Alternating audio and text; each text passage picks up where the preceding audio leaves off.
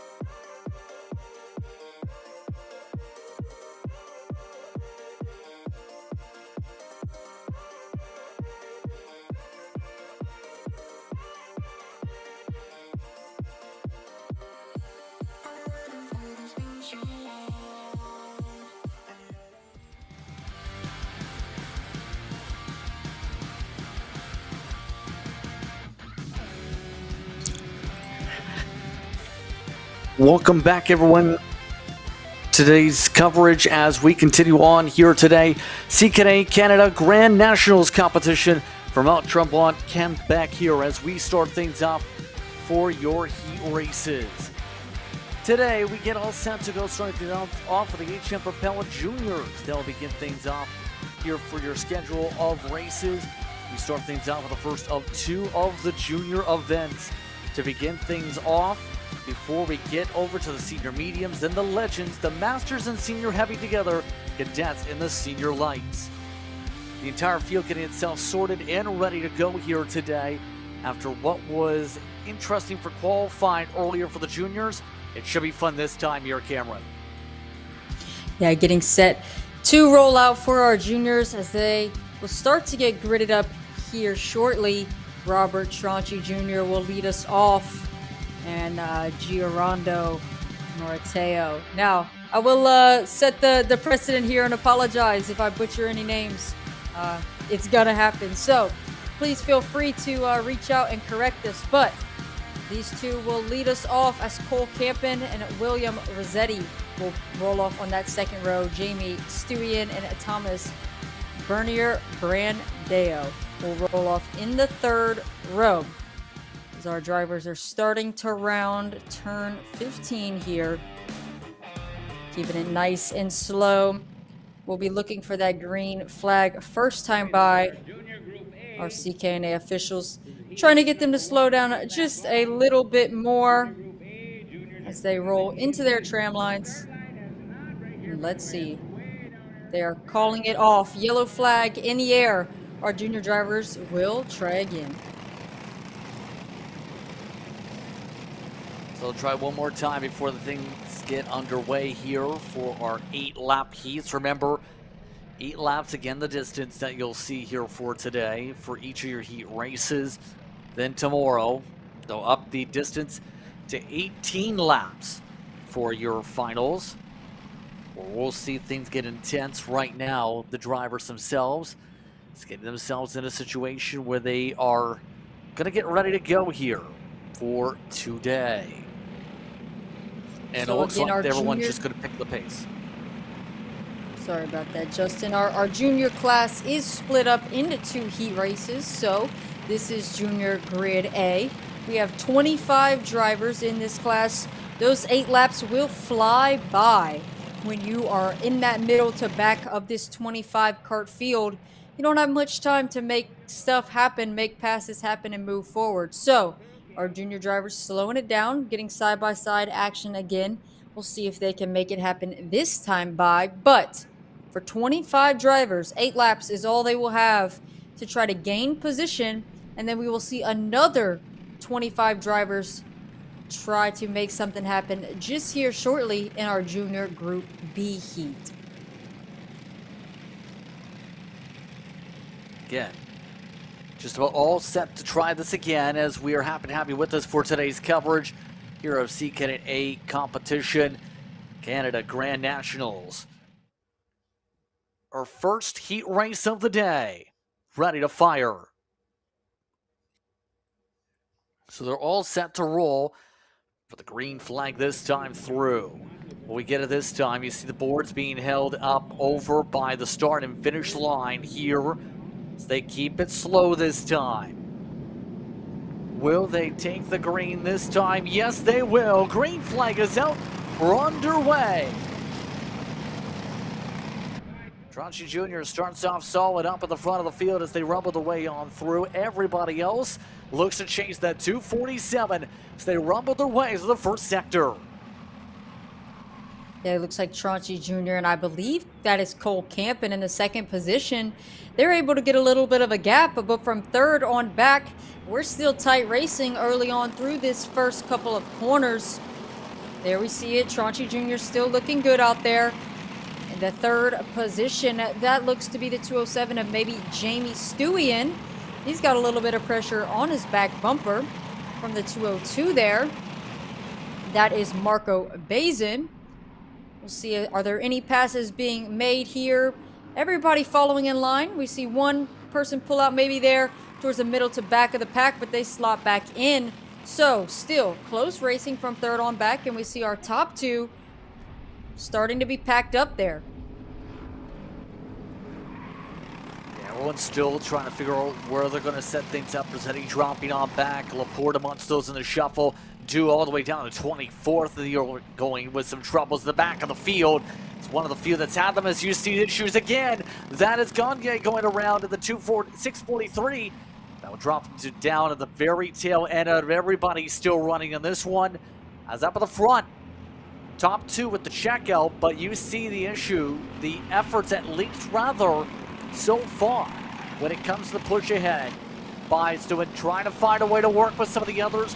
Make sure this pack doesn't see a full split away, because it's so hard in some cases to close back up to the draft of the others. And if this plays out like normal CKNA and Briggs Racing does, I don't think we'll see much movement happen between Chauncey Jr. and Campen at the moment. And if Stewie, Bazin, and Brandeo are smart enough, the three of them will also stay in line and try to push together to prevent those leaders from pulling away. Robert Chauncey Jr. goes purple that lap, so they are a little bit quicker, about 0.3 per lap quicker than that second pack there from third, fourth, and fifth. So if they want to close in that gap, we're going to need Jamie Stewie, Marco Bazin, and Thomas Brandeo to start to pick up the pace here if they want a shot at this heat race win. 3 laps in, 5 to go. Still lots of time for the racing to really pick up on here for some of the others. Brandeo still the tail end of this respective pack at the moment. So far, your biggest mover is right now outside the top 10. That is Nicholas Dermond, who is down in 15th as we go, up 6 positions. It's kind of emphasizing that importance of track position we're talking about during qualifying to really help yourself out for this weekend.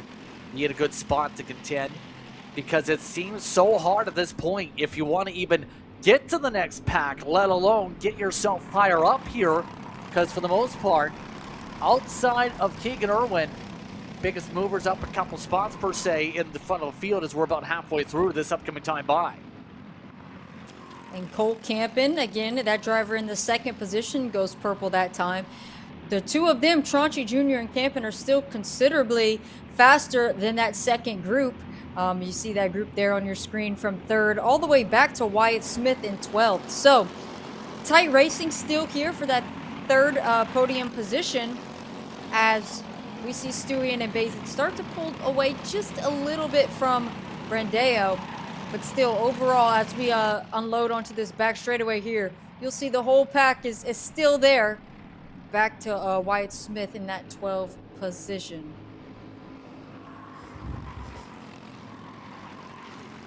Yep, so all of this is now crafting and thinking about opportunities, right? So what's kind of going through the driver mindset when you're in such a train like this and see the leaders pull away the way they do when it comes to the 206s? As we see one move made further back. But yes, for Chauncey Jr. and Campen, it's worked together. We see we have a little bit of a gap. Let's stay up front. Let's play it smart. We want to have a good starting position for Sunday. So maximizing as long as you're finishing inside the top 5, you know you're going to have a good solid starting position for tomorrow. So they don't really have much of a need to battle too hard. Now, for me, if I'm somebody like Thomas Brandeo in that 5th position, it's time for me to go. I've got to make something happen, right? We haven't really fought too much. We're pretty much staying packed up. We're not going to catch the leaders with only 2 or 3 laps to go here. And there's a train of guys behind me. If I don't go soon, they're going to go on me. So if I was somebody in his position in that 4th or 5th, it might be time to look for a move on Jamie Stewie. No one's really going for it yet with still 3 laps to go. Something's going to have to give here as Bazan still rides on behind. Marco Bazan still has not been willing to force the issue, get anything going yet to try and change up the status quo. One of the Bradford, Ontario-based drivers of the field who runs normally over at Mosport, that kart setter in the past year, still remaining ever the more patient. nothing coming up yet either as they work their way through the S's to the middle sector this time by on the challenge. And at this point here, we're coming up the 2 lap to go mark. That number you were saying in terms of having to go is coming up right here, right now, as the leaders are already up to about 2.5 seconds this time. And you see William Rossetti pulling out for a pass there. He was purple just a few laps ago. So, and our leaders go side by side here. Cole Campen trying to make something happen. He has to slot back into line as Tronchi Jr. does a good job at defending down the front straightaway.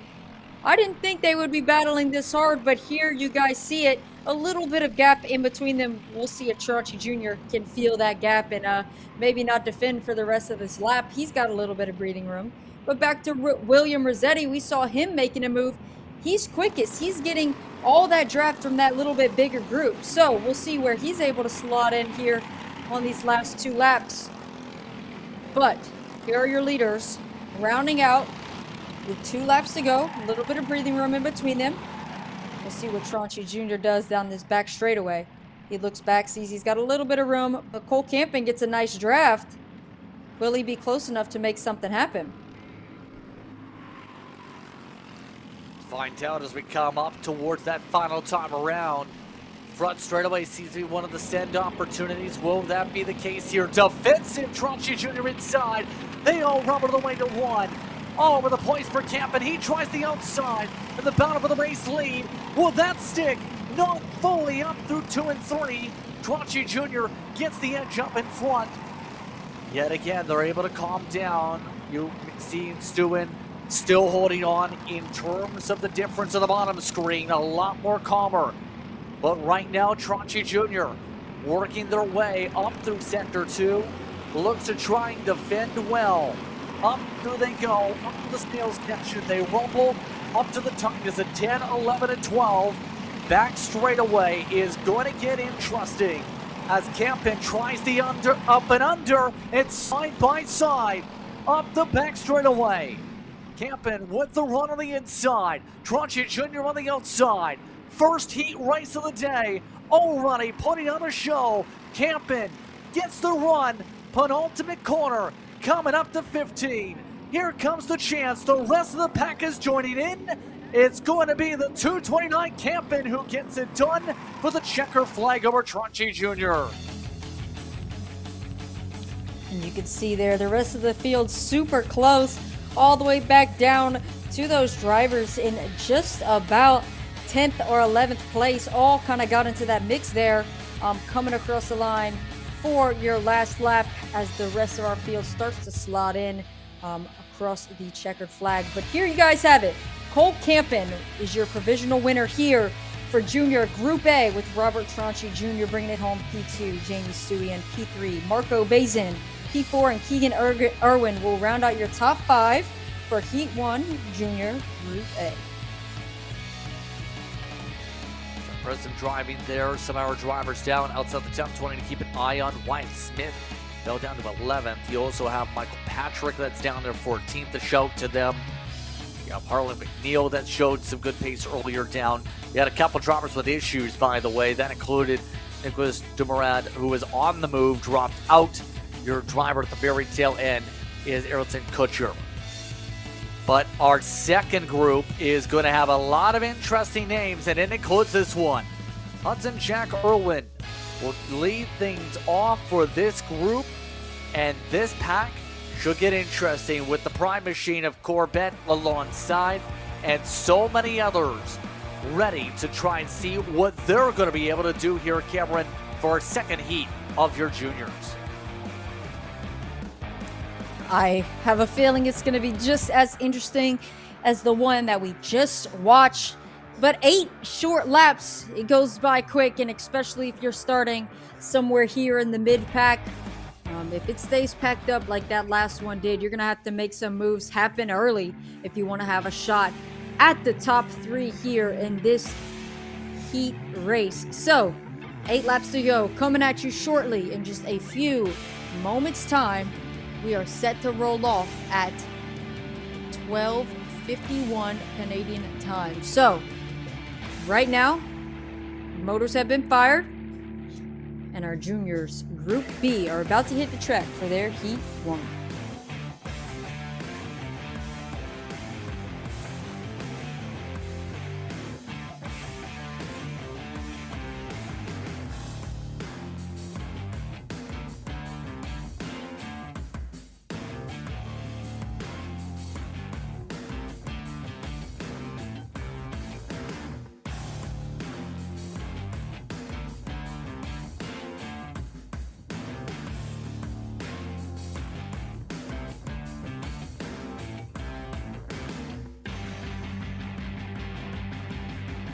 There they go. There's the command they were waiting for here after an initial period where we were waiting from, remember the restart from the previous run. Hudson Jack Irwin will start things off alongside Jackson Corbett in for the second race.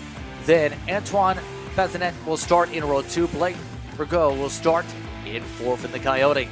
Then Christopher Goulet starts in the 5th spot with Kingston Godori down in 6th position. Then Ethan Belknap alongside Nathan Reddish with Aiden Kishon and Andrew Adams, all part of your top 10 here today. Rest the drivers group on up, including Clayton in England, going to be 11th, Cody Shaw. You have 2 of the drivers from Coupe de Montreal last week, Victoria, Nico Leveda, and as well Justin Michaud also in the top 14. Moreau amongst those alongside Kadimi. Then Maxime Gervais amongst those down the order. 25 total in the field, finished off by the drivers of Marco Palermo and Elijah Smith, as we're just ready to fire off for our second heat of the day. Once again brought to you by HM Propeller here for the juniors. And let's find out how this fire off goes for the drivers. Remember, they had to wave off the initial start of the racing. Let's see what the fire-off looks like today for heat number 2, or heat group number 2. Yo, flags already waving. We're going to have to try this again. Just a little bit too fast for our junior drivers here. CKNA officials just not super thrilled with that one, so they'll send them around again. So Hudson Jack Erlin will bring our field around. You guys can see they pick up the pace, try to get the tires a little bit warm. And as they start to exit turn 10 and 11 here shortly, they will start to slow the field back down and re-grid up to head down that long back straightaway. So 25 drivers making their way through the lap, trying to get their tires warm. And as you can see, they'll start to slow down here and grid back up as we head down the back straightaway. See if we can get them slowed down enough to get us a green flag this time by.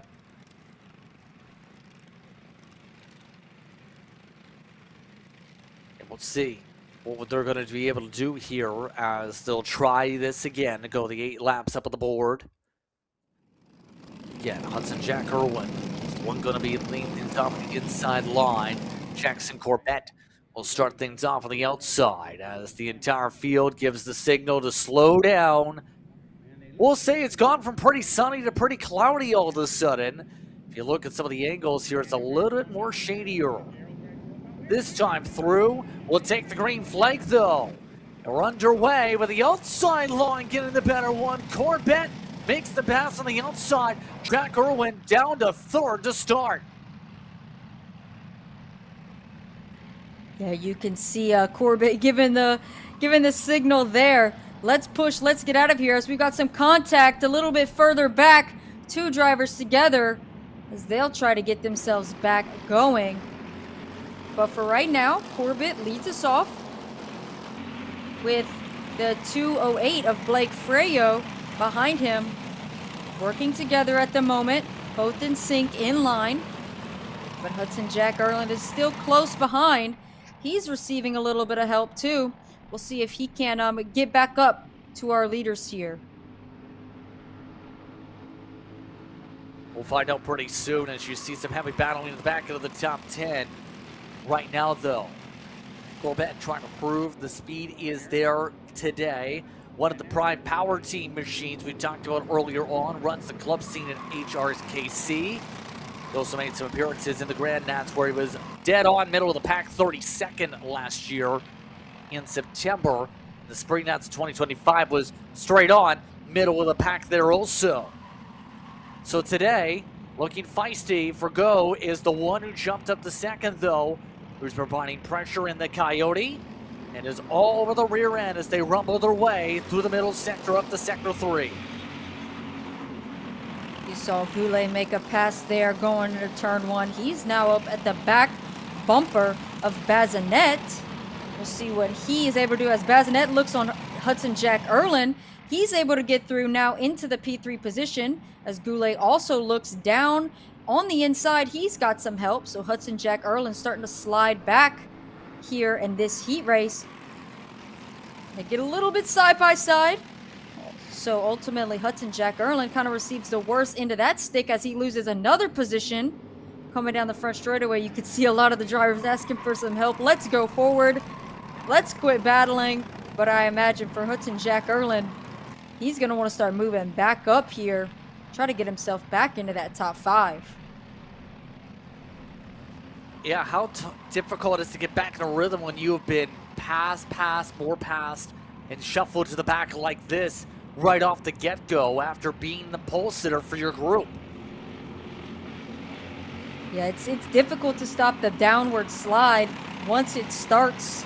Ultimately, it takes you falling back to somebody who recognizes you and says, hey, this was our leader here just a few laps ago. I know he has speed. Let's work together. Let me see if I can push him. Maybe he can help me get back up to that front pack. But that seems to be quite difficult for Hudson Jack Erlin, although he has found comfort in the middle of this group. We'll see if the driver behind him will give him some assistance, if Ethan Belknap will help him. As you can see, Bazinet looking on the inside of Freyo and Goulet down the inside of both of them. But he's ultimately able to slide into third. So Freyo still in the second position. That gives Corbett some breathing room. Now as we're about halfway through with this heat race, you can see the pack starting to spread out behind them though. Still a little battling from Hudson Jack Erlin and company. But ultimately able to slot back in line as they round out the 4th lap. And that close drivers like Reddish we were keeping an eye on in that conversation. As more of the other drivers continue their squabbles back there. You have Godori still also in this pack, also on the shuffle. And thinking about things for some of the drivers here that are getting opportunities. Nathan Reddish has picked the spot here, for example. One of those that made the way over from Brampton. Another one of those in the club scene that's now trying to figure out a way to get things forward. You see Godori is the one ahead. But up front, we have a squabble again. It's for second. Goulet getting tire to tire. That's involving Vergo on the outside as they all shuffle about. It's getting wild again as we're past halfway, and this is allowing Corbett to pull off and away. The gap was 4/10 of the line. Yeah, I think Corbett's got a nice comfortable cushion here, especially if these drivers continue to battle. It might be smooth sailing for him to the finish here to pull it off for Heat 1 Junior Group B. But Goulet, he wanted to get up front. He wanted to lead this group. We saw that as he was a little bit further back just a few laps ago, ultimately able to make his way up for P2. But I would keep my eyes out for Bazinet as well. He seems to be a little bit antsy. He tried to make a move on Freyo just a couple laps ago as well, and ultimately wasn't able to pull it off. Wouldn't be surprised if we see him attempt to make a move here shortly as well, but they have roped back in Corbett, so this could be a bit of a race here as we come close to 2 to go. We should receive 2 to go this next time by. We'll see if they have anything for our leader, Jackson Corbett. Especially since last time by, their pace ended up being 2/10 quicker despite fighting for the spot. Here we go. Goulet thought about a shallow line for a moment. Nothing going. as they make their way on through the tight sections. Moves are obviously going to open up here, but right now as they rumble their way up to 13, will there be enough of a build-up yet? Yeah, Virgo staying right on the rear end just about. Staying in sync. A lot more of a run built up for the 644. Nothing doing. So, obviously we talked about the timing with some of these runs here today, possibly. We're seeing that possibly coming up right here, though. Inside, take it away. Corbett couldn't cover up the inside. Make a move. Second and third does. Goulet for go. Jump up. They're now 1-2. Yeah, the two of them working really well together. No surprise here, as Christopher Goulet is a name that we are familiar with. Somebody who has been quick at a lot of different CKNA events. So, for the time being, Christopher Goulet and Freyo working well together. But how will this play out, as we should receive the white flag this next time by, I believe. Looks like Bazinet has kind of dropped off the pack a little bit. As a late lunge there for Corbett to try to get back on Freyo. Ultimately just bottles the both of them up a little bit. You can see Goulet watching, making sure nobody's trying a move on him down that back straightaway. As we head through turn 15 and back down the front straightaway. Final time round coming up. Defensive to the inside again. Goulet trying to hold on. Oh, wow, this line is there. Forgo missed the corner. Here comes Corbett. Bazinet driving on through as well on the attempt. Here comes Jack Irwin and everybody else. It's 2-3 wide. Contact for the race lead. Off the track goes one of the comp carts as everyone else zips their way through. Right now, Goulet amongst those being pushed into the grass. Off the track they go. Corbett amongst those who goes through up in the front again. A wild end of this one. It's still not done for second. Now it's Godori jumping up the second spot. Still making their way on through 12. Now up to 13. One more chance to build this up for the win. More drivers off track, cutting off to the grass. They work their way on through. Traffic ahead saying there's issues up the road. But all this as well, it's been a busy, busy fight up for the top spots. Coming up to the checker flag this time. A wild finish goes the way of Goulet. It's 3/10 over Corbett as they battle intensely amongst the top spots. Goulet runs away from the Hornet's Nest. And I believe Goulet was actually the one that got pushed off there a little bit earlier in turn 4. So he ends up cutting the track, I believe, to get back to the lead. So we will see how that sways. It could go the way of Corbett, as I do believe Corbett was the true winner of that race. It just so happened Goulet was able to get back to the lead of that pack, although he did get pushed off. So we'll see how that kind of shakes up. But what a crazy race for your juniors Group 2 in Heat 1. A crazy 8 laps as they all begin to file off the track. Yeah, that was absolute wild. I'm just trying to sort things out here on that one because, again, felt like Goulet was off the track and then all of a sudden popped back up front, as you said. Do the scale lines still go in what will be a topsy-turvy race number 2 to confirm? Goulet had led into Sector 1 into the wildness. Then the off-tracks hit with the grass, and then everything else got wild up at the front of the field. What a second race there. How do you take a deep breath after a race like that one? Yeah, you can see some frustration there from Goulet. Just a driver who had potential there and led for a majority of that race. Had some great moves there, but you could see some clear frustration there from the driver. So, yeah, scale line has a lot of emotion there out of our drivers, but ultimately you can see Goulet is not our winner due to that off-track incident. So I believe this does go the other way for Corbett. So again, we'll let race control sort that out. We'll take a break. More to watch for here at Karting, as we'll keep the track to here rather here for this one. Yeah, can't confirm that we've seen how intense things were getting, and our next group is already hitting the racetrack just like that. That's why we stay here for this sequence as we keep up with the racing action. Next up on the rotation, we're going to have the senior mediums led by Christopher Wakefield, followed by Alex Richard. You have Sebastian Day and John Wade in the top four. William Adams and Brandon Bowden will be in the top six.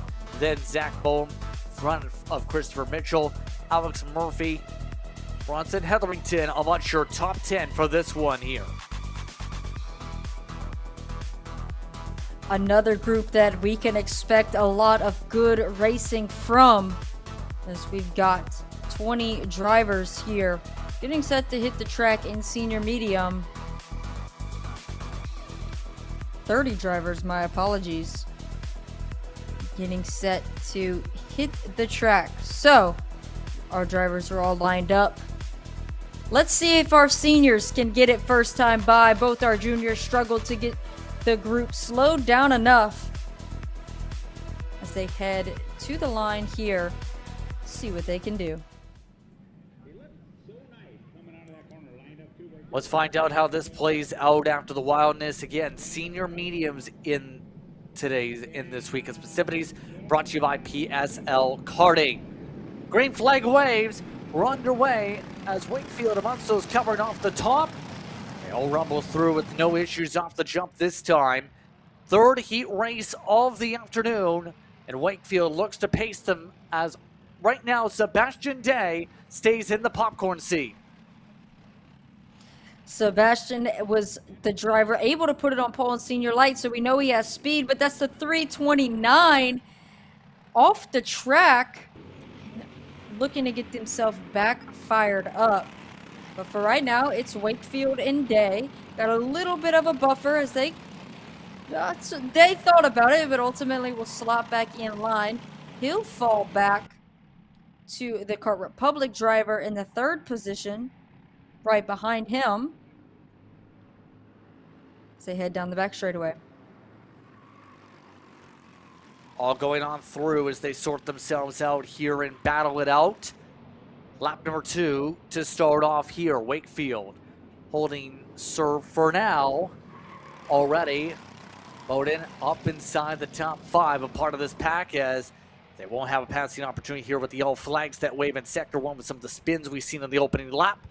But right now, Wakefield looking comfortable. Senior mediums, and of course, usually some of your best of the best like to run this, as we've seen some of your top competitors that try and run all the categories after all. Keep in mind for Wakefield, he runs a ton in this category. Runs in Cup Karts East, runs in Cup Karts South Division, runs in the Spring Nats, runs in the Winter Nats, runs in Daytona. He runs everywhere with this package and is usually busy, to say the very least, in that 27 card. Yeah, Wakefield, a veteran of the class, you could call him, although he's young and hasn't been in it very long, but he has made his name known and continues to run up at the front. He's looking very comfortable, building a little bit of a gap on Sebastian Day, but I don't think that'll hold as the draft pulls the 4 of them close together. You can see Brandon Bowden just a little bit behind, trying to get into that fight, but for now, it looks to be Christopher Wakefield and Sebastian Day. Like I said, a little bit more comfortable. They started to open up that gap a little bit on Alex Richard and John Wade, as you see some fighting a little bit further back there. And that gap has grown a lot over these last couple of corners. Not sure what happened to ultimately break them up. Maybe Wade attempted a pass on Richard and just ultimately bottled them up a little bit. We'll see if Sebastian Day takes a look back potentially. He does not. He feels comfortable just sitting behind, pushing Christopher Wakefield. We're only a couple laps into this one. And right now, this is turning out to be our calmest one of the 3 so far, I think you could say. because the last one was very wild, let's put it that way. The simplest terms amongst those drivers. Hetherington, once those going though, Freyer has had some issues, dropping down to 11th, by the way. That's why you see them amongst some of the shuffles down the order. But as we're coming up to halfway complete this time through, it's kind of setting the tone with some of the errors in this pack that I'm noticing here. Take, for example, Max Richard here, just riding about. Again, going to be having one of those same situations as their first heat race overall in the day. One of those that last year was a part of those in juniors, looked good in the Canadian racing scene. That's going to have a hard time, unless they can get something going here with Wade, to get back up to these top two quickly. Yeah, Richard and Wade are definitely going to have to pick up the pace here if they want to have something for Wakefield and Day come the last couple of laps. But we've seen that battling on those last couple of laps brings everybody into the mix. So it's definitely not over for the two of them, as John Wade went purple there briefly, but then ultimately Christopher Mitchell down in 8th position will take over the fastest lap time of this race so far. John Wade and Richard pretty much able to match what Wakefield and Day have run, but they need a little bit more than just matching those two if they want to close down that gap.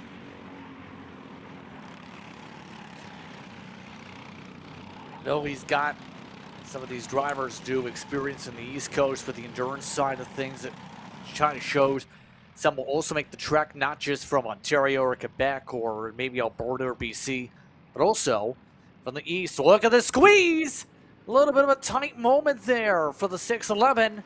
Here we got pushed in the grass with the side-by-side as the Steel Machine didn't necessarily want to fully move just in case with the momentum run. Everybody else drawn out like a long choo-choo train, if you will, trying to find connection after connection. Take a look back here. This is 18th. Livo, Sullivan, Murphy amongst those back here. Some of these drivers have charged hard, like James Sullivan, who's in this pack, and some of the others, like Carson Bartlett.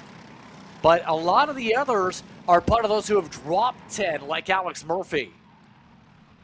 Yeah, again, Murphy was your happy hour, your fastest driver in happy hour yesterday. He rolled off first for qualifying in this class. Now, he did have some of that congestion, ran into those slower drivers through qualifying, which I think ultimately played into his starting position here. But he is trying his best to get back up through the field.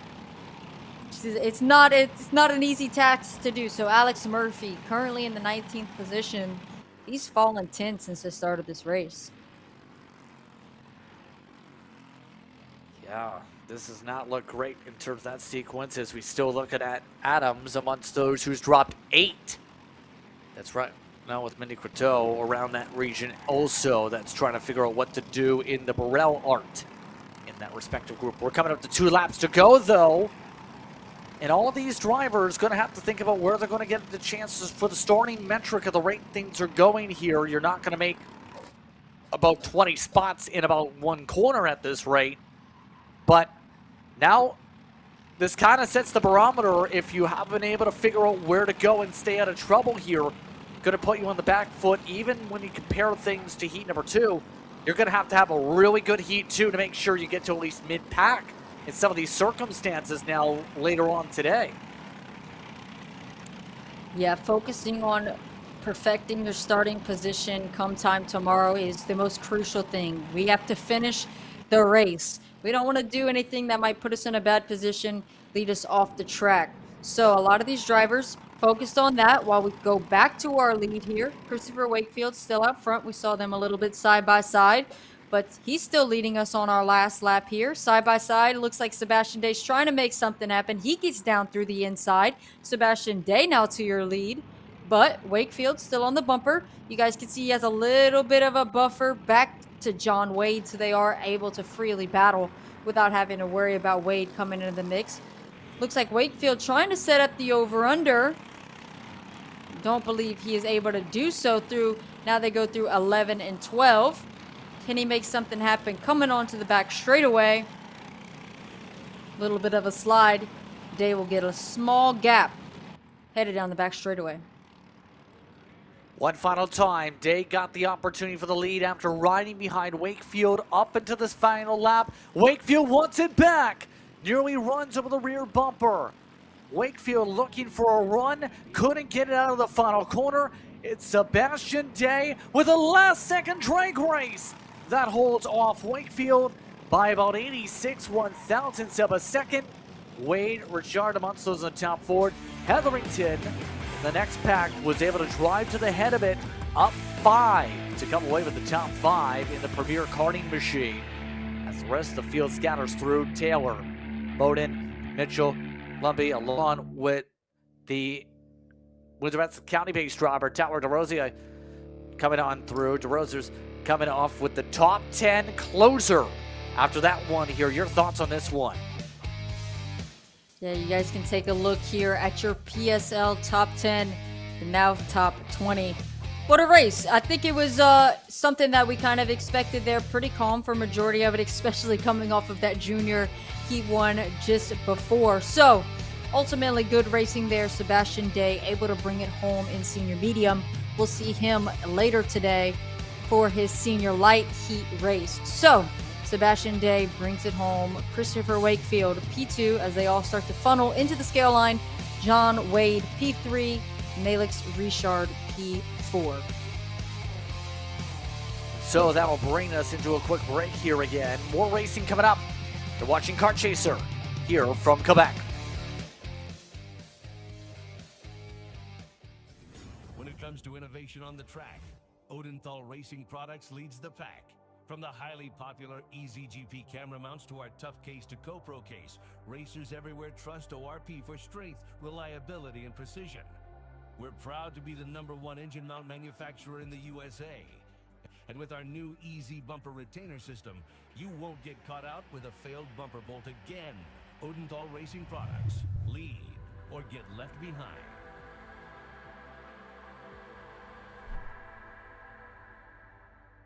Karting isn't just speed.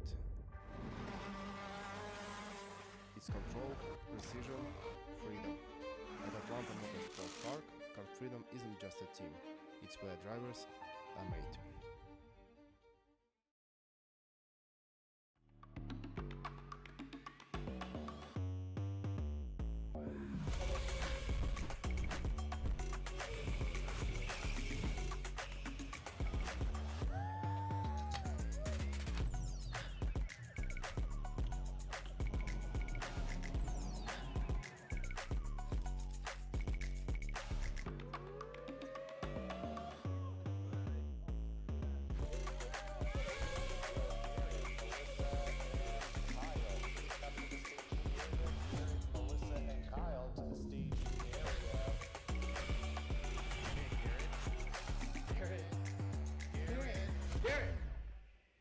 Let's go race. Come on, man.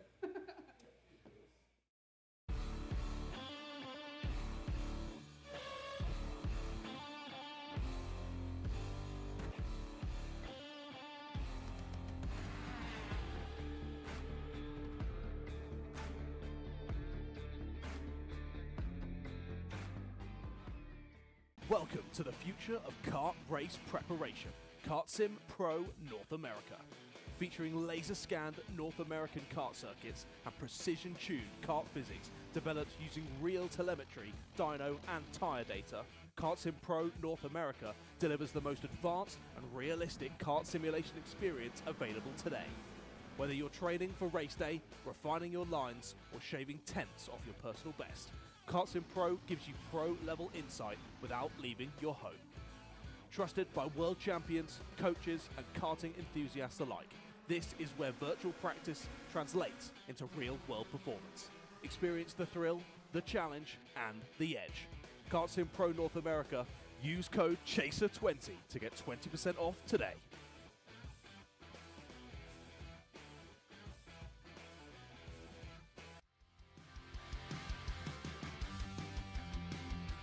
Our next pack is ready to roar as we continue on with today's coverage.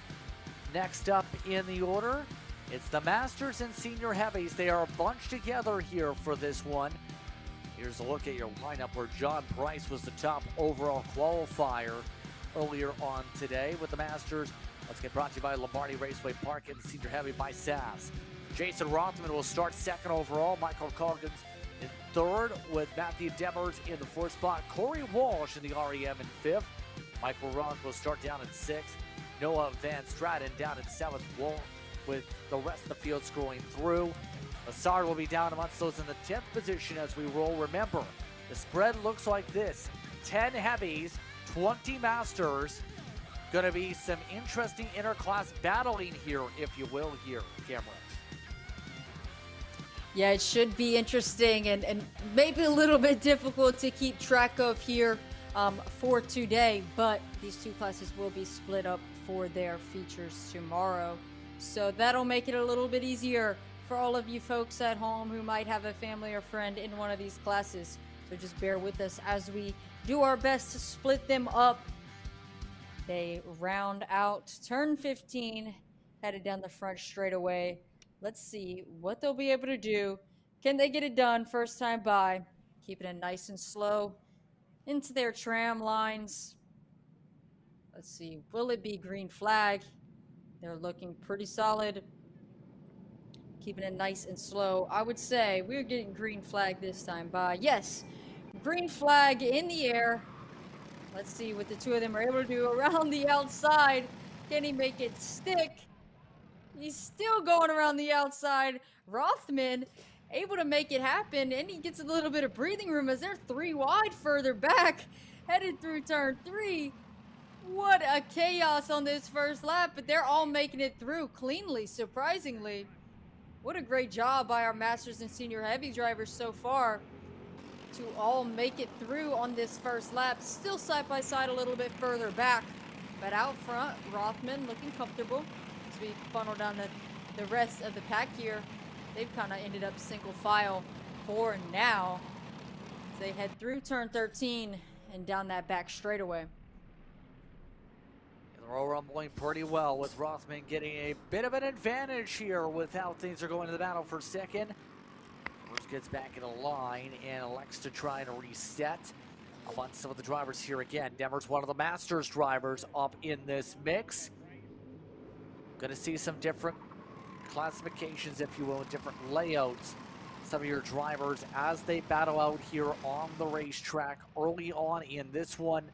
On lap 2, just like that, Price, one of the Masters that you'll see on circuit. Let's send it down trackside. Here, Christopher Wakefield is standing by. So hi everyone, today we're with Christopher Wakefield. He was pole with the Heat 1. So I have a couple questions for you today. Well, 2. So the first one is, you were alongside with Sebastian Day all the Heat 1. How does it feel and how much is important for you to find a partner through the race to help you? I think Sebastian Day is a great racer, and I think it is very important to have a partner in this kind of racing with Briggs, just so you trust the people around you, and if you're fast, you'll pull away. If not, then you'll have to dogfight it. And second, you're one of the first, one of the only Americans here. So does it had you any pressure since you're in Canada, or? So I'm actually Canadian as well. Yeah. So I love coming up here to race in Canada, and of course it's there's always pressure to perform. But I have a great team behind me with Coyote and the Canada team here. So I'm really excited to show what our chassis can do, and I'm really excited to compete against the best here in Canada. Perfect. Thank you, Sebastian.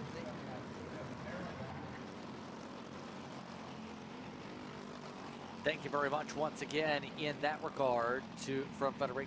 Now, for those curious again, when it comes to Chris Wakefield, he moved down to Florida around 2020. He actually technically started karting because he was living down in Tokyo around 2011-12, then raced in earnest when he got to Michigan by 2019. In other words, he's moved around a lot, is what we're trying to emphasize there. That's why I said he's also Canadian. Dual citizenship very much helps to cross the border, by the way.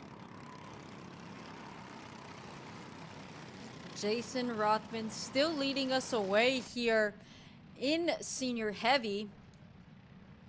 He's looking strong on that Coyote chassis as well.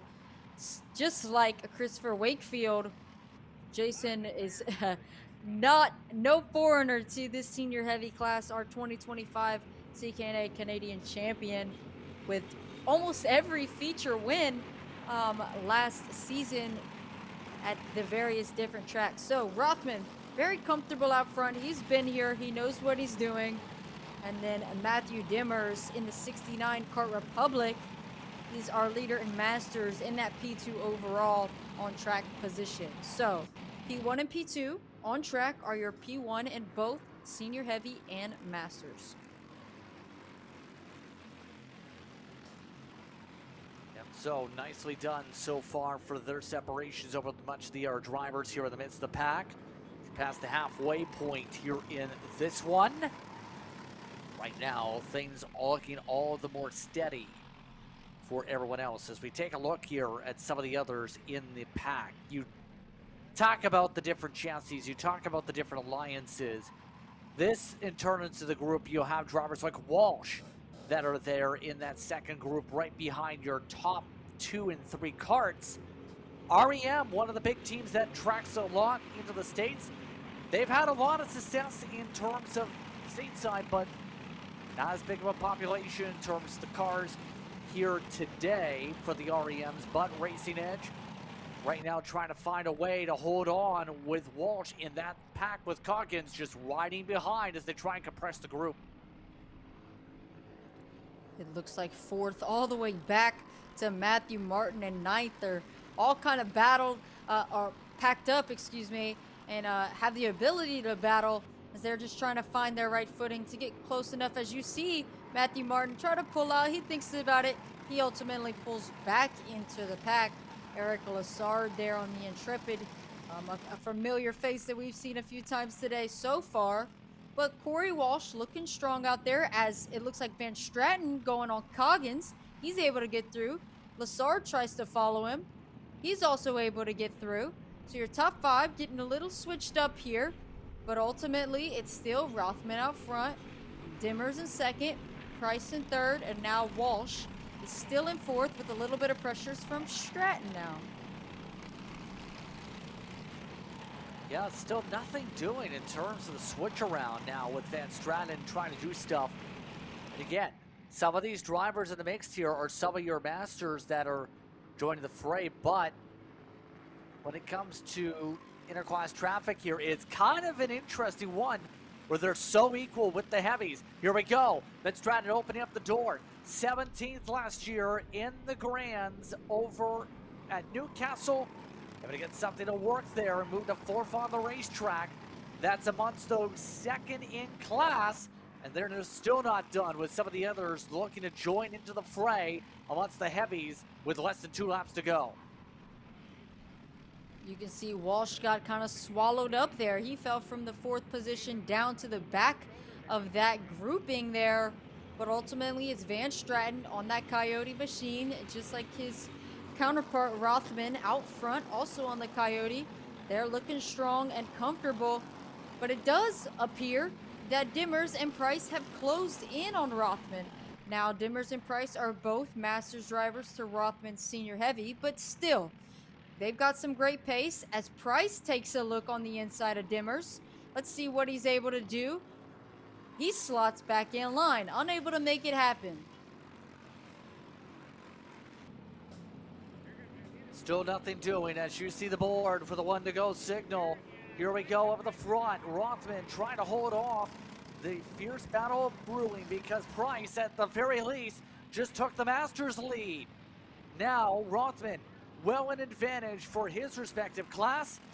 There's a battle brewing still to try and get the pass back between the 69 and the 444 on track. Will Price be able to hold back Demers after trying to close up to him most of the day? Yeah, Jason Rothman kind of backing up the speed that we were expecting here from his kart machine. Klepstein looks solid with a DNS in medium last time he raced over the Grand Nationals. Heavy-wise, Zamatso's the back part, but also looks solid in all the Canadian events he took part in 2025, 2026. Starting off solid for him. He'll keep the advantage for the overall lead coming to the final corner. Jason Rothman, when it comes to senior heavy, seems to have the pace. He'll get the checkered, all while Price, the pole sitter for the Masters, does take the checkered over Demers. Van Straten is second amongst those in amongst the senior heavies. Eric Lassard will round out your top 5 here. Dalton Watson, P6. Corey Walsh falls all the way down to 7th after having a promising showing on those early opening laps. Joseph Mason, P8. Matthew Martin, P9. David Bergeron, P10. As our final couple of drivers cross the start-finish line. But Jason Rothman made it look easy once again. Somebody who has continued to run up front in that senior heavy category time and time again. He will lead us off for senior heavy. John Price, Matthew Demers, Noah Van Straten, and Eric Lassard will round out your top 5 overall on track. And coming up next will be your Legends class. So, as our drivers head into the scale line, we will get set with our next class, Legends, coming at you soon.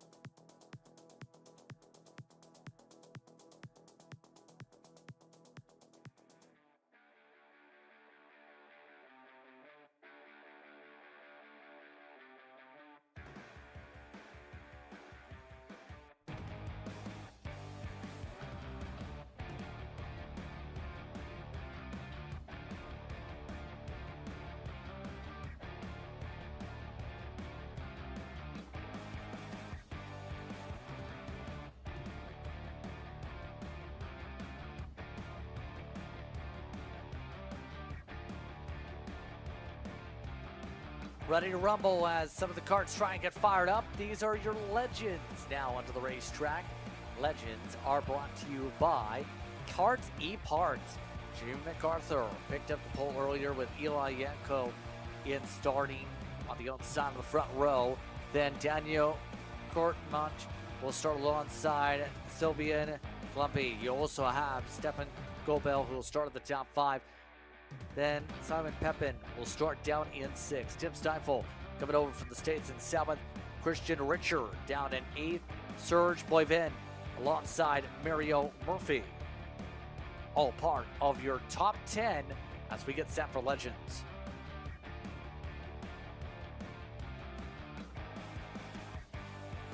Seeing some of the others in the group, you have Chris Schell also up there. Pierre Galette. You also have Jules Descharnais. You have Lan Vendu, along with Mario Dupont, Chris Olsen, and Daniel Livo down the running order. We're just about ready to go. The 475 will control things up to the inside line as we get ready to fire off this time through. 17 enter the Legends coming into this weekend. Ready to see which one starts off the weekend with a bang.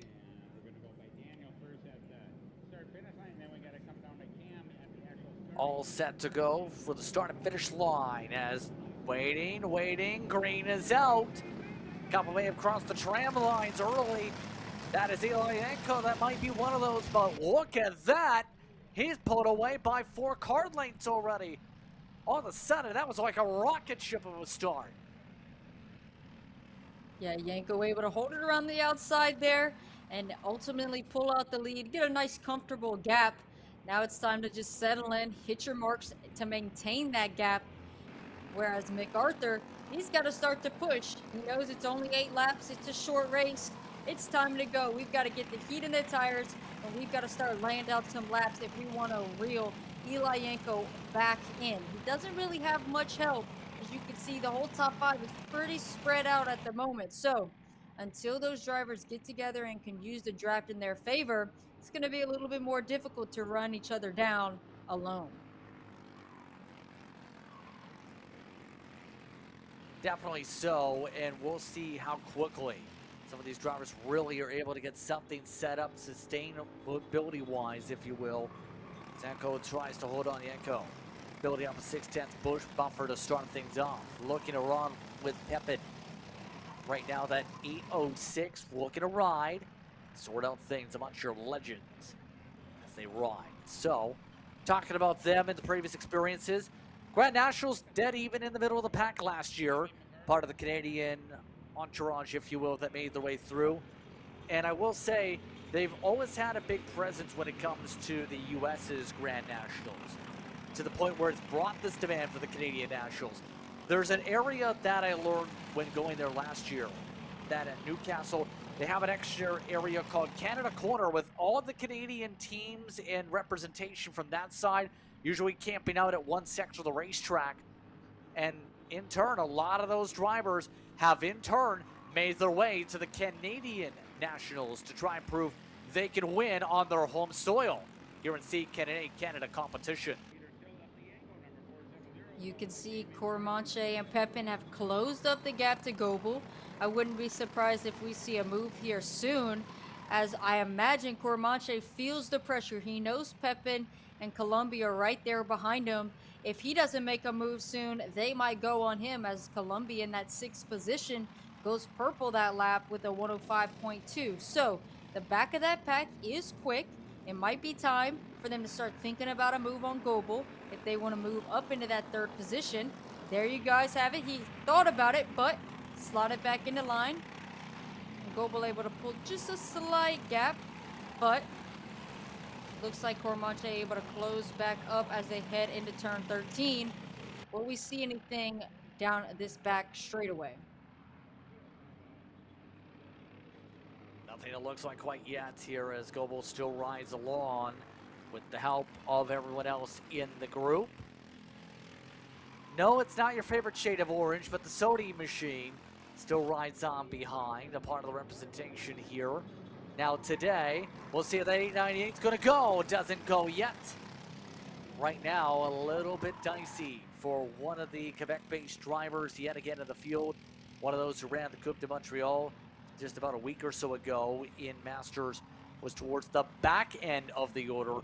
A lot more different in this package, to say the very least, if you have a difference of week to week and track to track.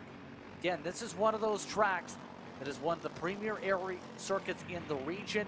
There's at least 4 kart tracks within about this span of 100, 200 kilometers from Montreal that are all packed together. That's how much of a hotbed this part of Quebec is for racing.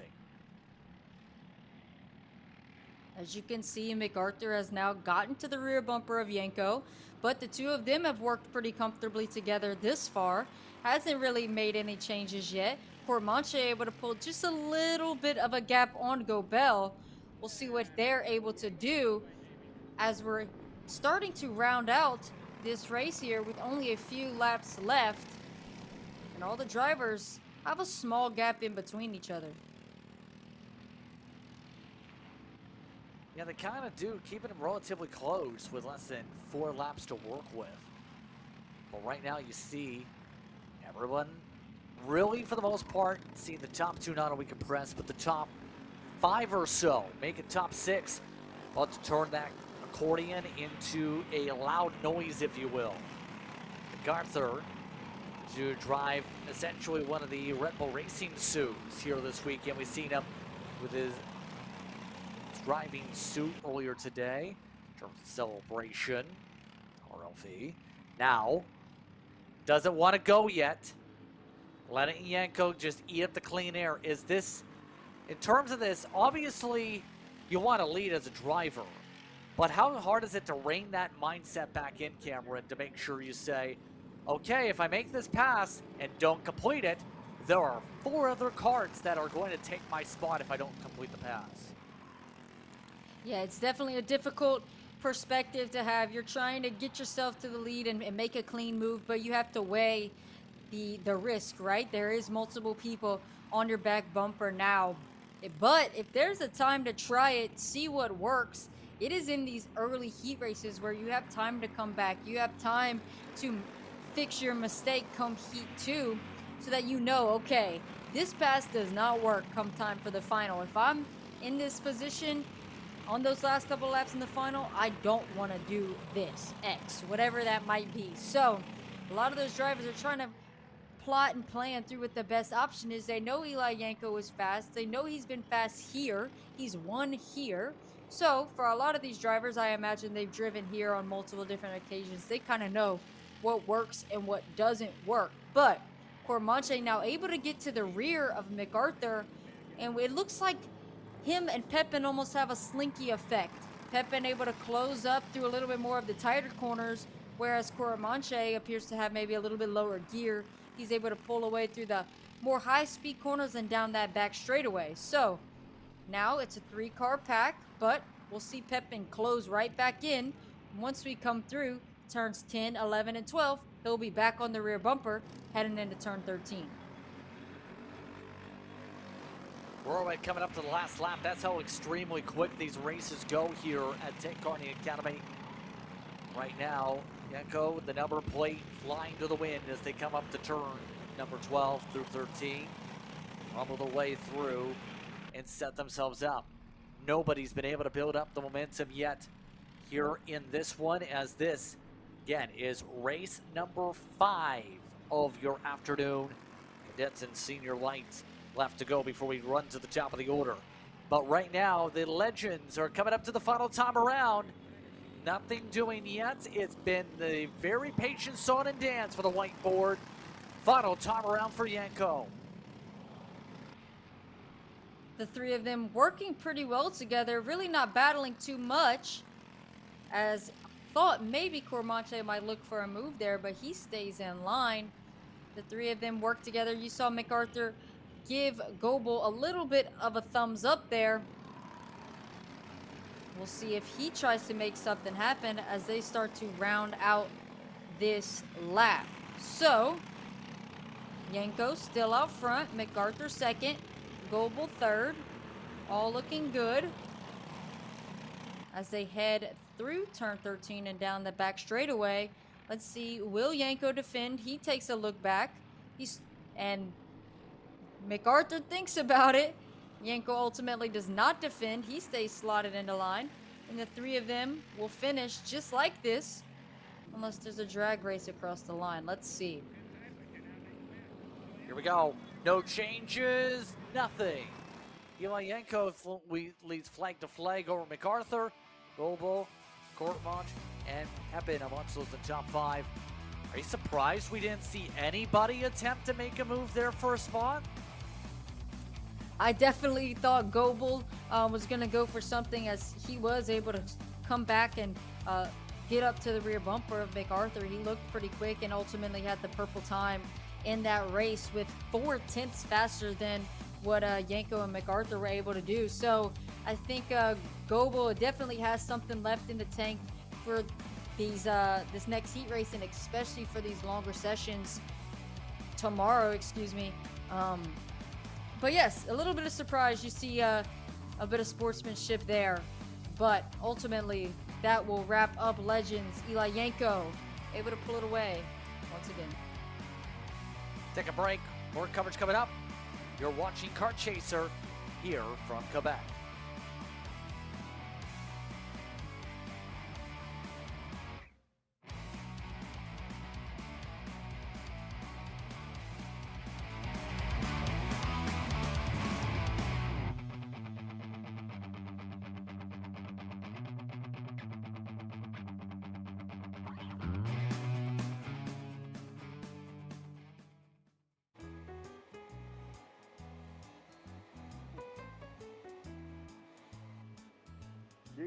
like we're missing the engine. What the hell am I supposed to tap?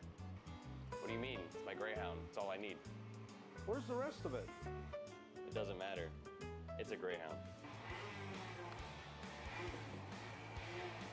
You gotta make way. Okay, you're good. I'm sitting by here with Kyle, our race winner. Tell me how you did it. You were blazing fast out there, and I mean, you don't even have a go-kart, man. Tell me about it. Yeah, you know, Norberg, Schmorberg, the Greyhound-powered Greyhound was great today. You know, it makes the difference. And the team's been working really hard back at the shop, and, you know, just shout out Greyhound. Thank you, Kyle.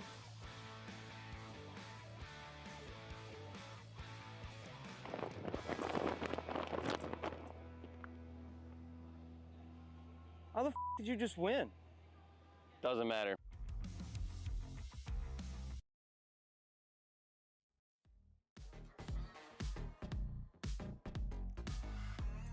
Continuing on with the racing as we are moving forward.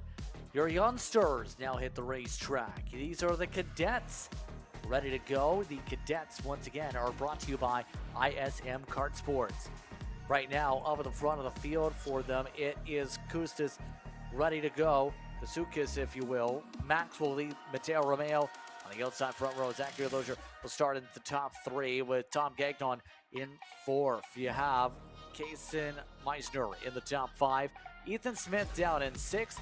Liam Ford is down in seventh with William Irwin in row four with him in eighth. Bertie McDonald and Blaine Donovan are a part of your top 10 in this group. Nathan Stockwell and Ricky Ramden will start in front of Noah Kishon and Mason McInnes. Then it's William Bullrice down in 15th after looking good in their group. Chase Robar down in 16th. Matthew Wolseley, Bentley Watson, Jacob Rulins, and Ethan Grenier amongst the top 20 here today in this one, Cameron. Yeah, the drivers trying to get the pace down, still moving a little bit quick as they roll through turn 14 and 15. And you can see the CKNA officials there trying to get them to slow down a little bit more. As you can see, trying to get them nice and slow as they head into the tram lines. Yellow flag is out just a little bit too fast for our cadet drivers. So they will go back around, make another lap, and give it another try to get green flag to kick us off for the Cadet Heat 1 here for CKNA Canadian Nationals. They all try to rumble their way around here and set things up pretty well in their circumstances. It's going to get interesting how a lot of these drivers will go here this afternoon. They all make their way to the course right now. Nothing doing yet amongst them. So it's going to be one of those days where for a lot of these drivers in terms of younger categories, you have to be able to build up the experience. Doing well at this type of level is a huge step to get yourself forward, because in a lot of these cases here, Cameron, you're likely going to be racing against some of these competitors for your next decade or so as you develop and move up the ranks. Yeah, you definitely grow up with these kids, and they'll continue to see each other throughout their career as they, I imagine they all hope to make it just as far as they can into some sort of professional career. I imagine if you ask them, they all think they're going to be the next F1 driver. So, yeah, they'll continue to grow up together and see each other for a long time. Building those friendships are long-lasting. So, our cadet drivers are trying again as they've gotten the grid a little bit more slowed down, it looks like. You can see Romeo trying to get everybody to slow down a little bit more on that outside lane. We'll see what they are able to do as they round out turn 15 and they make their way into the tram lines on the front straightaway. CKNA officials still think it's a little bit too fast. Are they able to get it slowed down enough? And they don't. Nope. Yellow flag again. They will be sent around for now a second time. And we'll see if the officials, what they have to say about that. Are they going to switch the front row is my question here with that circumstance. It's the second time there that's happened. Haven't seen a sequence yet for them to switch around, but it usually happens for the cadets. I don't know why, but it almost feels like the youngsters are just so urgent to get the green flag, obviously, that they'll go whenever. They didn't even wait for a flag to come out, I noticed, before they started throttling up there down the front stretch. Yeah, these kids are young. You know, they're only 8 to 12, 8 to 13 years old. So they've got a lot of energy and a lot of adrenaline going. They want to get to racing, and so they're watching each other more than they're watching the flag man. So as you can see, Kazukis is trying to slow down the field as we head down that back straightaway. Romeo pulls alongside. They're going to try to slow the pack down as much as they can. They don't want to get inverted. The two of them do not want to go any further in that grid, so they want to make sure they get it right this time by to ensure that that does not happen. We will see. I don't believe that they're going to stop or invert them, but we'll see what the CKNA officials do here as they pass alongside the back straightaway. Yep, they're going to stop them. So our cadets have been stopped on the back straightaway. We're going to see if they will invert our front row. And it does appear that they're going to do so. So a little bit of frustration, I imagine, for our P1 and P2 drivers. But unfortunately, they were not able to get the grid slow enough on those first two attempts. So they will fall back. Correct me, Justin, if it's one row or two rows, if you know off the top of your head. From my So they will experience, be usually inverted. one. And yeah, you see, looks like they're going to continue to move them forward. Some of the other drivers filling the gaps right now. And all the officials trying to make sure that everyone's on the same page for where they're going to file. Is it going to be one or two, just to confirm? Looks like they'll try and blend in. It is two. Can confirm. They did go with two. You are right. They did go with the two. You're right on that one.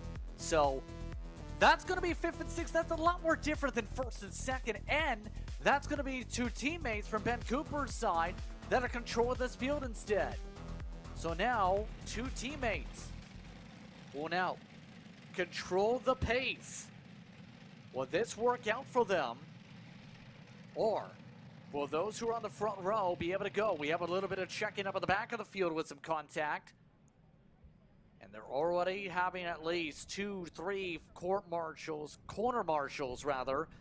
trying to make sure everybody goes the slow pace. Well, they're starting to gas up again. This time they will get the green. This time we're underway, and we are off and zooming.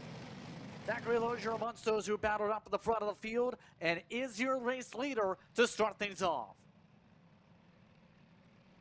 So Gagnon able to get the lead, and his teammate Lozier pulling up into the second position.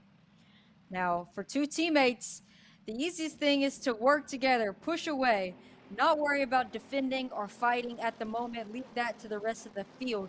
You know that Kazukis and Romeo are going to want to get back up to the lead, but they're now in 5th and 6th. Let them battle with 3rd and 4th. Put your good laps together and just push away so that you don't have to worry about the further battling that may be having behind you. Absolutely, in this circumstance, indeed. So keep in mind, in the case of what we'll see with some of the drivers here, see some of the drivers like Irwin try and go on the push, but I was about to say, but that 42, Zachary Lozier coming into this weekend has momentum, has mainly ran Coupe de Montreal in terms of competition. This is a local race to him after all, in terms of the region. Has also made some appearances stateside, if you will, but came away with the cadet win in this type of class so far here coming into the month. So we'll find out how this week really goes for here. You can see right now, though, Guzukas keeping the pressure high. Another one of those from Toronto looking to try and steady themselves out here for the 3rd spot. All of them gaining at least 4 or 5 kart lanes here, Cameron. So on the inverse of that, if I'm Kazukis, I've got to split up the teammates. So now that he's gotten to the rear bumper, I wouldn't be surprised if we see a move happen here soon to try to split up the teammates, because he knows they're going to work well together. This is what they practice. This is what they're coached to do. So from Kazukis' perspective, I imagine we'll see a attempted move here soon, especially since Gagnon is struggling to hold on to Lozier. As you can see, he thinks about it on the front straightaway, thinks better of it, slots back into line. But Ethan Smith is coming on the bumper, and there he goes into turn 2. He has now split up the teammates, moved Kazukis up to P2. Able to get the shuffle on indeed in when it comes to Max here in that Kart Republic. Ran into Queen City Cam, but just a month ago, actually sticked around the Charlotte area for the Carolina GP also. Ran around the middle of the pack last time he zipped around in a national international event. Looking to prove that the speed is there here today for someone who's raced Cup Car Canada Division competition also. All that in mind here, as we're coming up to start lap 4 next time by. This train going very far, and look at that, your pole sitter is already going up to the front. It only took 3.5 laps, the 13 leads. Compared to that to Romeo, the 93 is not getting the same luck. One of the drivers who raced in the Winter Nats is getting shuffled back there. And here we go for the lead again. Lozier knows that he has the help from his teammate and Gagnon, and he went right back on it. He wants to lead. So now move the 2 Ben Cooper machines back up in front of Kazukis. He'll now have some work to do, but I don't think he's going to stay here. I don't think he's happy with third. He knows he's fast, and I think we'll see a move happen pretty shortly here as Ethan Smith opens up the corner, tries to set up that over-under on Kazukis. Ultimately not able to happen. They have a little bit of contact as they make that quick switch back through 11 and 12. But the 2 Ben Cooper machines doing, as I imagine what Ben Cooper has instructed them to do, work together, push, do not fight if they want to win this race. And that's exactly what they're doing. As you see a little bit of side-by-side action a little bit further back, Mateo Romeo able to pick up position. Big off track for Nathan Stockwell, who was our biggest mover thus far. My apologies, Liam 4 was off the track. Now, oh, big crash! Oh, absolute calamity in the middle of the field as at least 5 karts went around. And just like that, some pure chaos breaks out and completely changes the middle of your running order. Romeo amongst those who survives the chaos, but obviously that is your first major bit of contact on the day for any of these races, causing a pure amount of chaos for some of the drivers. That will join Ibrahim, who had an issue last time, and Ricky Ramden, who went out 2 laps ago. Really unfortunate there for what felt like the heart of our group with Kazutsky and Gagnon. They had great pace, and but you can see Kazutsky's still in this. He got shuffled a little bit further back. Mateo Romeo now able to pick up another position. He's now up into the 2nd spot. Someone who was struggling a little bit earlier on in this race has found a 2nd wind. But let's see what Kazutskis has. He's not out of this. He's just back in 5th there. As you can see, that is Brody McDonald in the FA car. And the Formula K, my apologies. A little bit further back. But for now, Mateo Romeo, let's see what he's got. If he's able to close down that lead with the help of Nathan Stockwell. That's going to be a huge thing right now because it's 1.7 seconds. It feels like last week all over again. Because guess what? The 42 did that exactly last week where they pulled away by a significant margin. Zachary, after all, put together a drive and a half to come out on top over the course of that one. And this week has continued that up right from the get-go. Race to the RMC Winter Trophy for comparison's sake.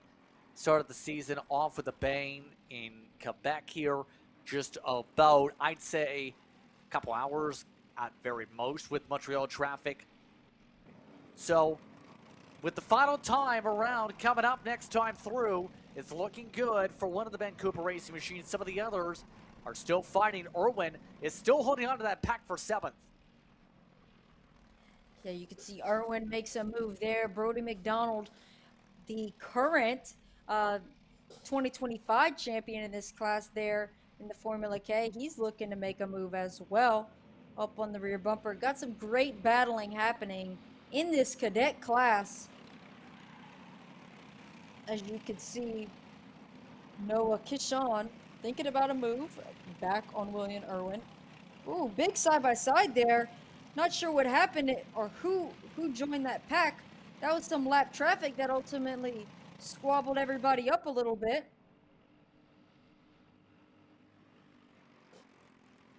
Yeah, everybody getting a little bit checked up there yet again with some of the aggressiveness popping up, but that's what can happen here over the course of this one. But look up front. Lead all of a sudden evaporating. Romeo, where did this come from? He was 7th a couple laps ago. Final time around. No passes able to be made in Sector 1 with karts off the track.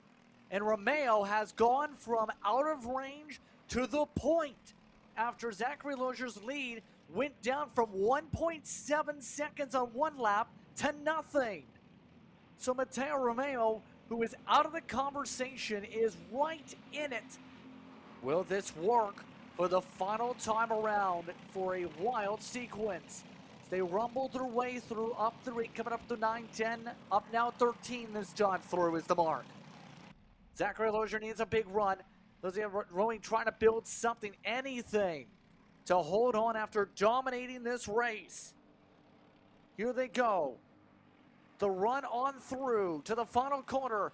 Mateo Romeo goes from out of the conversation to right in it with the chaos that reigns. The 93 gets it done. Wow. What a drive for Mateo Romeo. You saw he got a little excited there. He started defending down the back straightaway and then again across the line when he probably didn't need to. He had a nice buffer to Lozier. But what a drive from Mateo Romeo, able to pull up from P7 after being shuffled back due to a few missed starts. Zachary Lozier able to come home in P2. Nathan Stockwell, Max Kazukis, Kaysen Missener, Liam Ford, Noah Kishon, Ethan Smith, William Irwin, and Brody McDonald rounds out your top 10 for the Cadet Heat 1. Up next, Senior Light.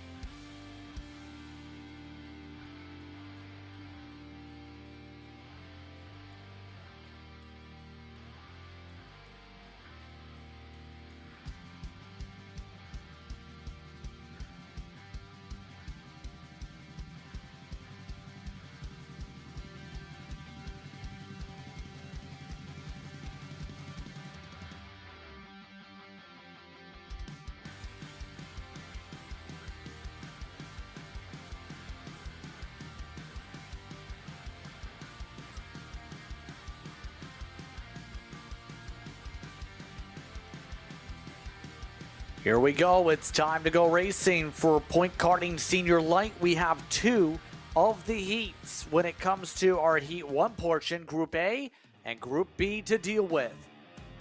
This field is your largest on property, 39 apiece. Sebastian Day, Christopher Wakefield are on the front row. Arnaud Soberin will be in second row racing. Jaden Hundal in amongst the top four. Then you have Zachary Blanchette will start down in fifth. You have Anthony Bissett will be in sixth.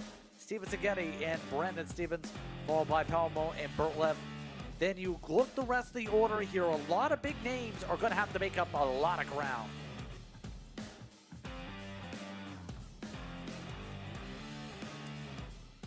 Sebastian Day and Christopher Wakefield, two drivers that we've already seen go battle and side by side earlier today in our senior medium race.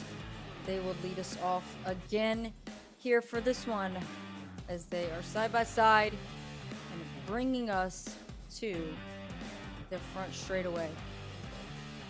Let's see what they're able to do. They were able to get green last time in senior medium, first time by. My apologies. Can they do it again? Let's see. They come into the tram lines. Here we go. You see everyone being told, keep it calm, patient, patience. We'll see this time through as they roll their way on through. They're going to go into the lines. Will they get it? They're still nodding and green, green, green. We're underway. And it's side by side to start. Wakefield got the run on the outside. Wakefield with the edges. One driver goes wide of the runoff area. It's the 27 up to the point to start. It almost feels like deja vu. Christopher Wakefield out in front once again. Remember, the two of these drivers worked very well together. Just a little bit earlier today, we heard from Christopher Wakefield. He mentioned working with Sebastian Day is working for him, as we have a bunch of drivers off and they're able to rejoin the track, it looks like. But again, these two drivers are comfortable working with each other.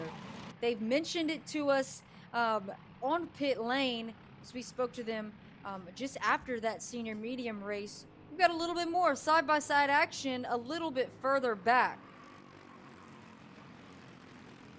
Now you see some of the battling going on with some drivers well down the order. That includes Seghetti trying to sort themselves out. But oh my, one of the Borelwards is off the racetrack. Able to save it back there as more drivers continue to shuffle down the order. That is chaos incarnate, to say the very least, with some of the drivers. Front of the field is very calm in comparison as Day just looks to make it a two-kart battle while the back of the field tries to implode itself. Saburian trying to make his way up to the rear bumper of Day. He doesn't want to fall out of that draft window. If Day and Wakefield pull away just a little bit more off of him, he would ultimately lose that draft, but able to close up big time through 11 and 12 and ultimately onto the bumper of Sebastian Day. Let's see. Do you think Day is going to make a move here, or is he comfortable just sitting behind and pushing Wakefield? It's really up to them in terms of what you want to do. I know what some people's preferences would be in terms of lead, but obviously we've already seen one battle that lasts more than a corner or two, and you're going to allow fourth, fifth, sixth onward through. Seghetti's had issues this lap. They've dropped down to 16th. Yeah, Berlev down in 18th. Also, that's gone and shuffled as well, by the way, off picture on some of the chaos that's reigned through. As we take a look at some of those heart of the field, this train has so many different carts that are all grouped together. This train for 10th, technically speaking, you can go all the way back to 25th with it. That's how close they're connected. Yeah, the Briggs Racing this is normal, right? For the drivers to stay packed up and in that tight-knit battle, as we're watching both the battle for the lead here and the battle for 10th. It's continued to be packed up as our top three are still comfortable with each other. Nothing has changed. Some battling a little bit further back. As they head down the front straightaway and back into turn one. Sebastian Day still up on the bumper of Christopher Wakefield, working together as we saw earlier today.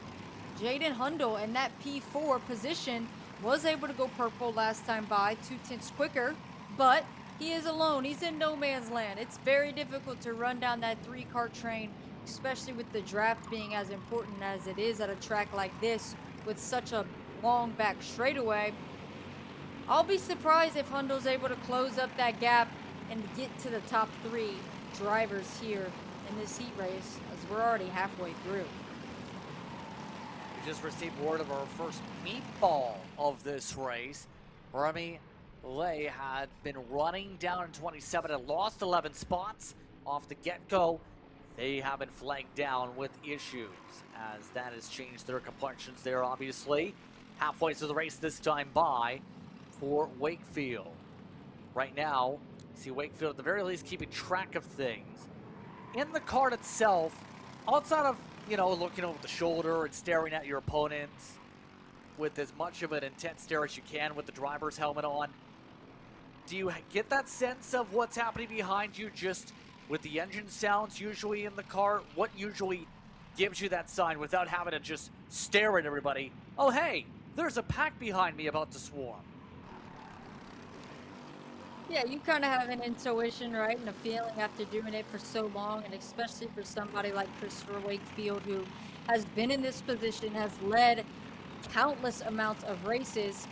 He knows where Day has been a little bit quicker than him or has been on his rear bumper per se, and when you don't feel that that bump in the same corner, you know something's going on behind you. You might want to take a quick look back, but you can also feel like, okay, this pack's getting a little bit stronger behind me. These bumps are getting now in the middle of the corner versus before Sebastian was only bumping me on the straightaways. So based off the noise and just the feeling of that rear bumper, as you see John Lucas Avalio go down the inside of Nicky Palladino for a move there, you know when the pack is swarming behind you and when it might be time to make a move.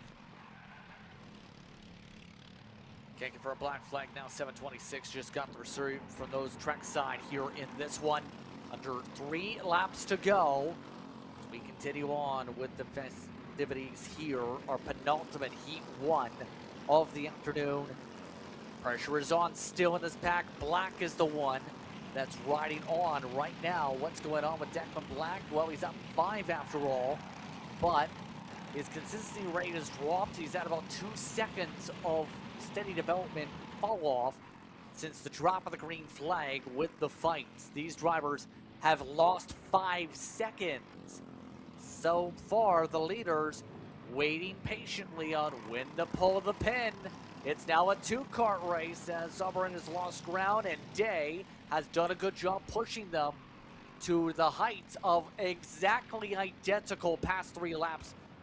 Look at that front end, though. It's starting to come apart on Wakefield's kart a little bit. Yeah, Wakefield and Sebastian Day doing a good job at working together, ultimately able to go purple that lap. So that's how you see that gap has been formed between the P3 car of Severin. He's starting to fall off and fall back to Jaden Hundle in 4th. Hundle was about 3/10 quicker than Severin that lap. But I'm not quite seeing anything wrong with Wakefield's car. It's looking pretty solid at the moment.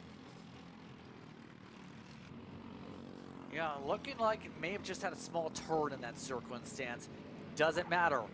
Right now, they are coming up to the final lap. And right now, the 27 looking to hold serve here. Day, all with the rear end. See that little tiny bit of the difference in the front end. It's not going to be enough to cause problems with that little tilt of the right-handers. But right now, Wakefield is currently doing a good job on the fence. Has led just about the entire way since the run for the outside. Day, no place to go quite yet. They work their way on through 10, 11, up through 12. 13 is going to set things up interestingly for Day. Again, set up for the high side, cut to the low side, covered off low side. Wakefield goes low. Day thought about going lower. Not much else he can go are then to the rear end. Third is getting interested with Sauber and Hundell going defensive side by side for Hundell back there for the podium spots. But Wakefield going to have a drag race to settle it. Day's trying, tucks back in. It's Wakefield in first. Day and Hundell does take third away from the 67. Stevens in the top 5 as Palladino gets shuffled down to 13th spot.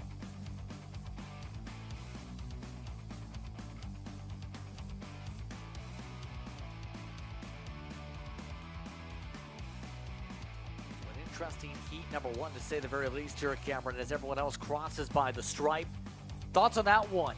Because heart of the field got feisty, as you can tell in the pylon. Black got shuffled to 11th in the very end, lost 3 spots to drop out of your top 10. Overall, I would say it was a pretty calm heat race there for our leaders. Being able to work together, just like we saw them do earlier today. I think that'll be a common theme that we'll continue to see throughout the weekend. Although they aren't on the same team, they are working really well together. As for the rest of the pack, starting to get a little bit dicey, but that's what you expect in a class like this, senior light with 80 drivers. Every position matters for each of these drivers who are in the top 5 or back. They want every single position that affects their starting spot going into tomorrow. And so ultimately, I think we'll see the same thing happen. And this group, senior light, group 2, is getting ready for their first heat race. Back in just a moment. You're watching Kart Chaser.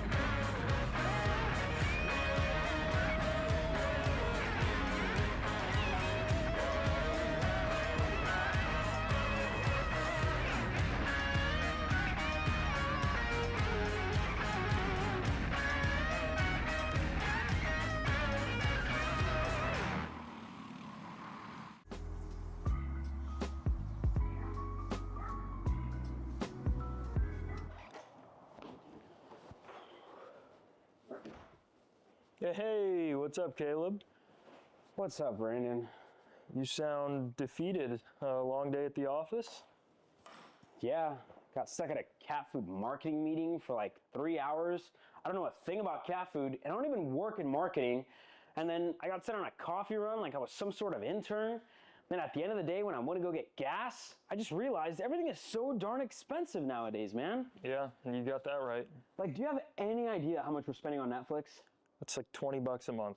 Do you know how much we're spending on cable? That's like $50 a month. But you know what isn't expensive?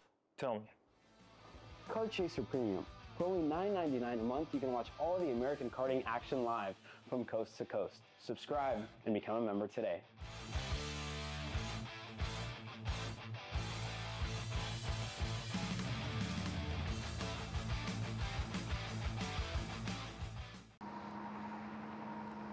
Cat food marketing. $9.99 a month. Dude, Caleb, wake up. Dude, we're live in 5 minutes. Let's go. Come on. What are you doing? Dude, I'm so sorry. Xander had me in a cat food marketing meeting till like 2 a.m. last night. Come on, man. Do you have anything I can drink? Dude, I got the perfect thing for you. Perico. It's a healthy energy drink alternative. Perico, non-GMO, gluten-free, kosher, magnesium, B12, B6, Yeah, it's good. B5, biotin, and 0 sugar? Pericazo. Try Perico, made with natural ingredients, organic caffeine, and supports your metabolism.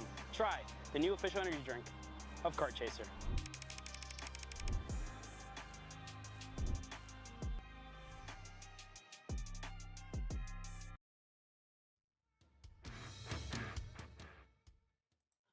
Here we go. It's time for our second heat.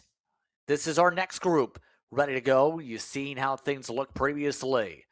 In regards to Group A, as Group B is getting cycled through. Again, Sebastian Day, Christian River Wakefield had been the top two in the previous group. And you see just how much over the course of a race previously things shuffled from last grid.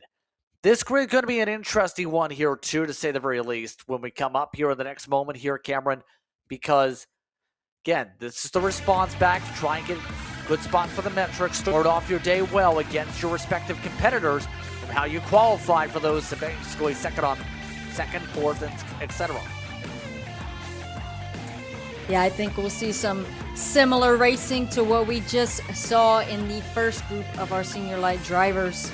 I think the first couple of karts here will get pulled away, and it'll be a fight to the death from fifth on back. Every position matters for these drivers. They're trying to get themselves well inside the top 10 for their final race tomorrow. Still, here's your second group of senior light drivers getting ready to cross the line for their Heat 1 as they funnel into the tram lines. Let's see if they will be able to get green first time by. Looking nice and slow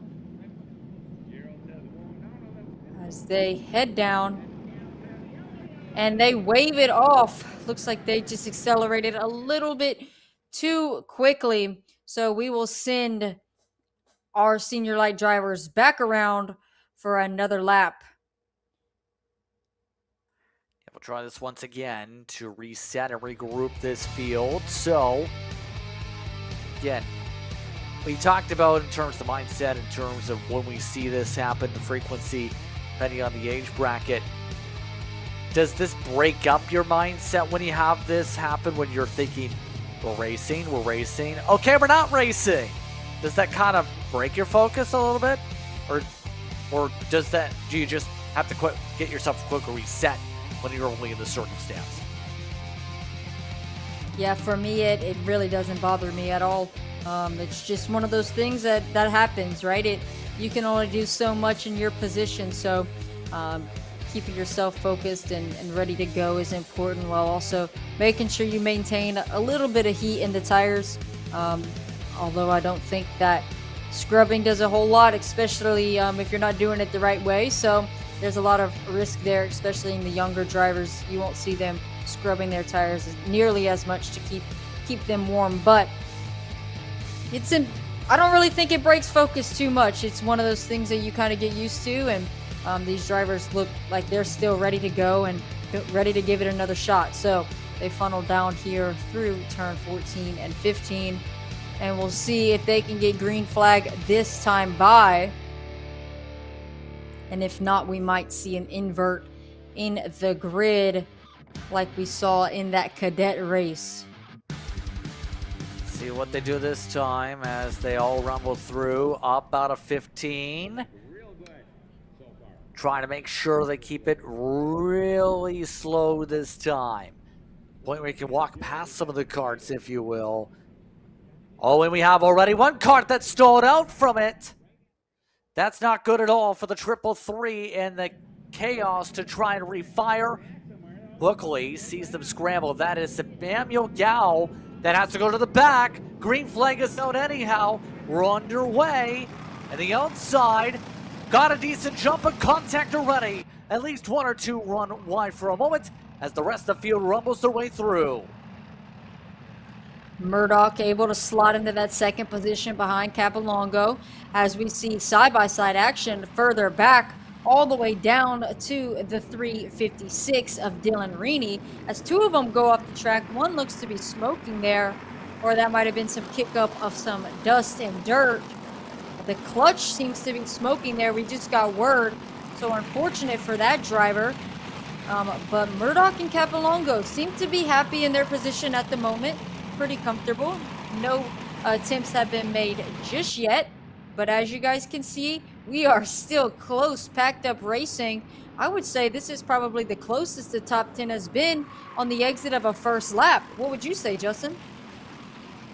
Yeah, it's staying relatively close, absolutely, here with some of these drivers. It's looking steady for Murdoch and company. But right now, Capilongo is the one in the lead with this. Keep in mind, you have this up there, up 3 positions. You have drivers like Chappelle up 3 positions so far. Amongst this in the lead pack, Aaron Cassard, one of the notables that are not up here, or down to 15th to start. But my main thought is, when you have this many players in this big of a pack eventually, Cameron, less likely to stay put. Here we go for second. Good measure of it as they rumble side by side. And that is Owen McCarthy moving himself up into the second position over Murdoch. He's feeling a little bit antsy. I wouldn't be surprised if we see him go to the lead here. He's feeling fast and happy to get himself into that P2 position. Unfortunately, Alex Murphy was not able to follow him through as Major Makovitsky goes on Murphy down the back straightaway. That builds a little bit of a cushion in between. And there you guys have it. McCarthy going down the inside of Capilongo. Murdoch will come with him. Yellow flag waves in that corner. No pass is able to be made there. They all seem to slot back into line, single file for the moment. McCarthy, remember last year, as, hold on that thought, meatball flag just got given out, 773, just got that mark. Now 773 is Autumn Murphy. That's just down the issue of the back of the field. Capilongo getting shuffled also. Let's say in the case of McCarthy, top 10, remember, in the medium last year in the Grand Nats, is now amongst those looking to recover in the national scene after last time out in the Grand Nats in the lights, it was a DNF in that circumstance for them. So right now, McCarthy at least trying to back up some speed that was showcased last year before troubles, all while everybody else in the Hornets' nest continues to fight up as we're about halfway this up-and-coming time by. No change up front. McCarthy holds on for now. You saw Murdoch look to the inside there just a little bit. He feels that pressure from Makovitsky. Major Makovitsky, one of the drivers that we've seen win in the CKNA Canadian Series before. He was our feature winner at round 3 at Lombardy Raceway in Ontario just last year. So he's accustomed to this field. He knows he has pace. And I think he's going to be looking to take over that second position here soon if Murdoch doesn't make a move.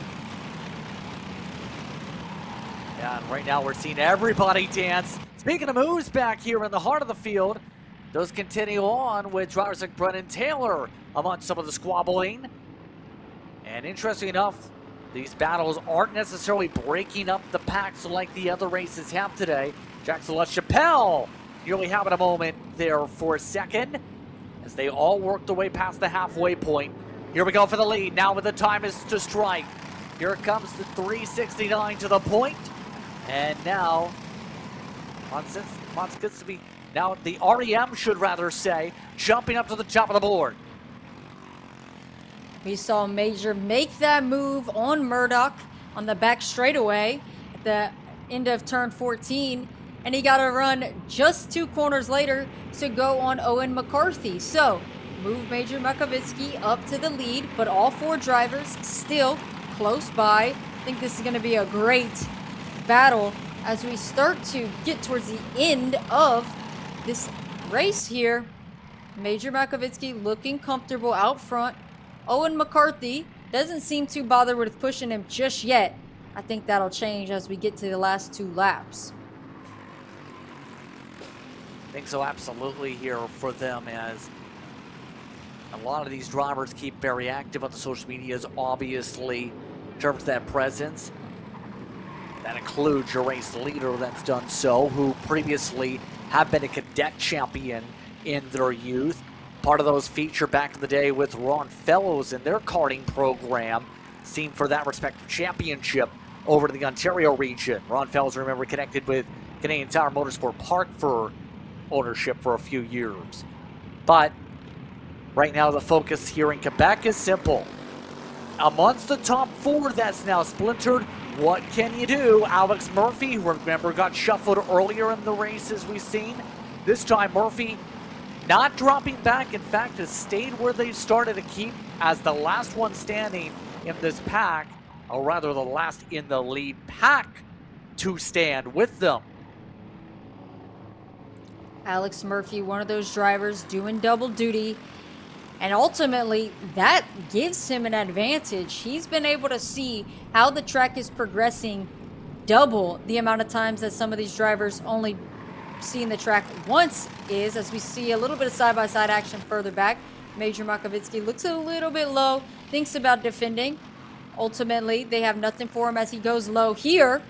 Owen McCarthy will follow him. Murdoch tries to go around the outside.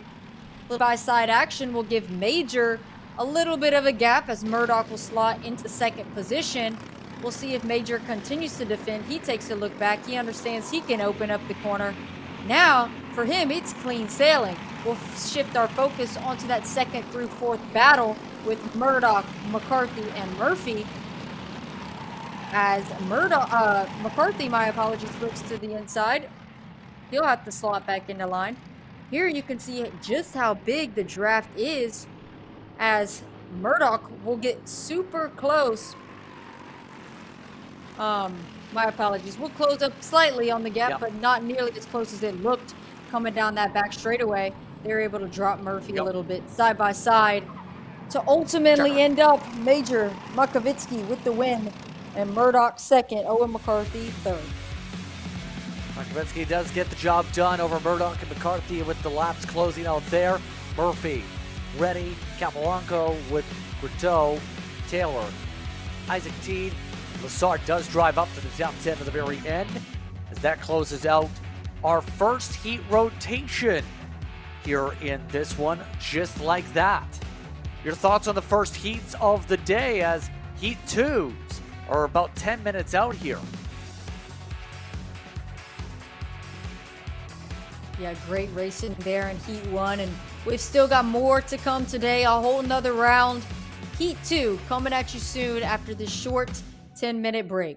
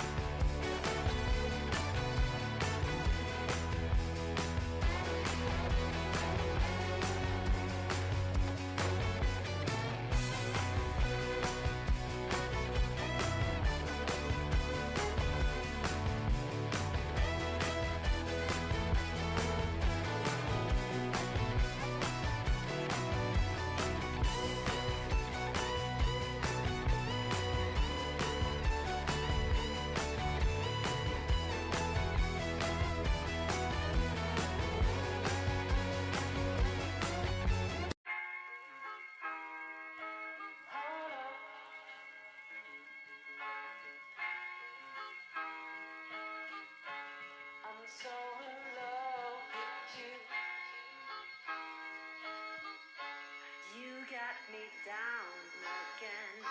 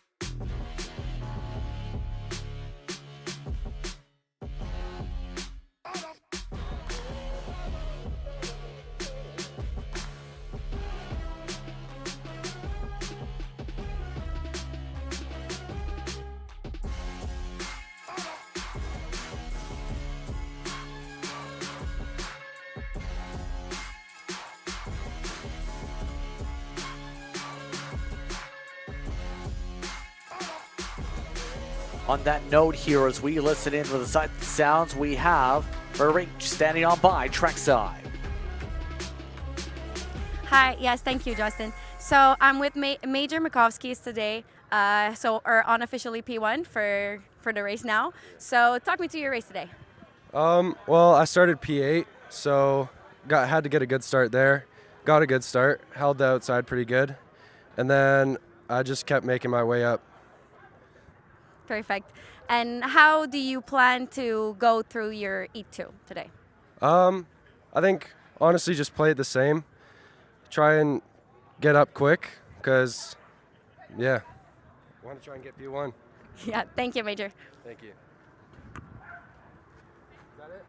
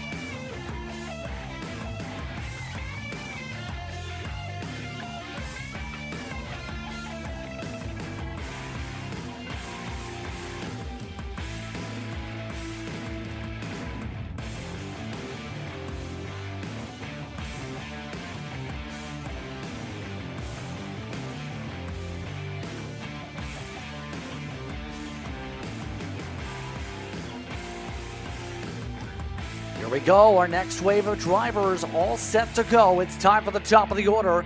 HM Propeller Juniors, we're ready to roll here this afternoon. So let's take a look at how things look. Again, this is the previous run through as these drivers in junior are going to set up for two groups once again. And remember, we had a more calmer group and a wild group, a part of the races earlier today for these drivers. And so this gets interesting how this is going to play out here, Cameron. What do you think teams have adjusted here between Heat 1 and Heat 2, especially knowing with the weather right now around the facility? Started off a little bit more on the hotter side. It's turned into very cloudy here.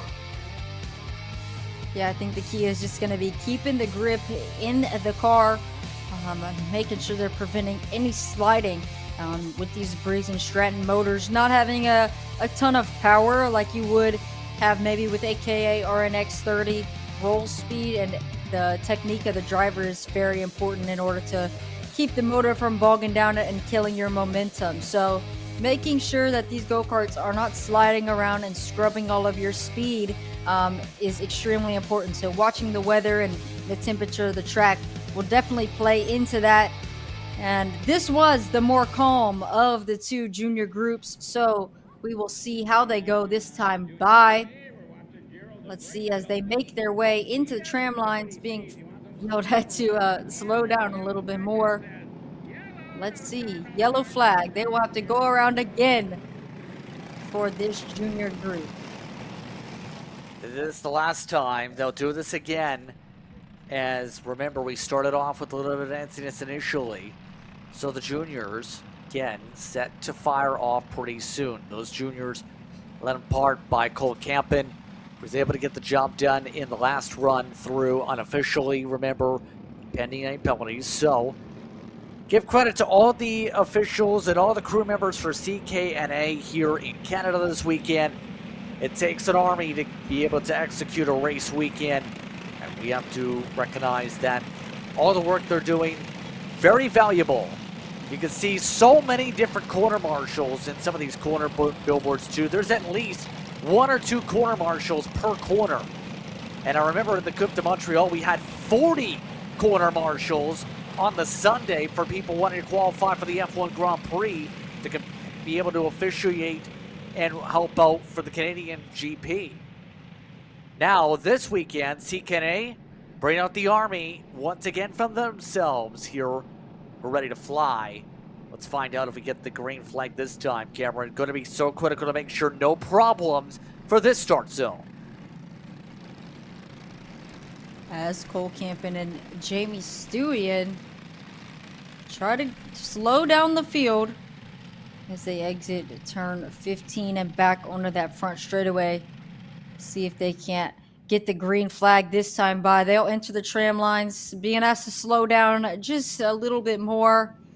Looks like they've done a good job to do so thus far. Now they watch the acceleration. You can see them looking at each other, ultimately watching the gas pedal of each other. Green flag is in the air. Cole Campen able to get a nice and solid start there. Oh, Tranchi Jr. way wide. A couple more follow. And there's, oh, big contact there through turn 2. Looked like some of the field was sideways. But ultimately, Cole Campen and company able to get a clean start. And a little bit of a buffer back to P4 and back. A little bit of chaos to start, and that is going to be huge for your top three. All bumper to bumper to bumper. To start off, Campen was doing your Bazan, who also got away pretty well in terms of the jumps through initially off the green, but obviously that's changed as a result of how things went off the initial rip. We'll see how things sort out as the battle for fourth heat's on up behind.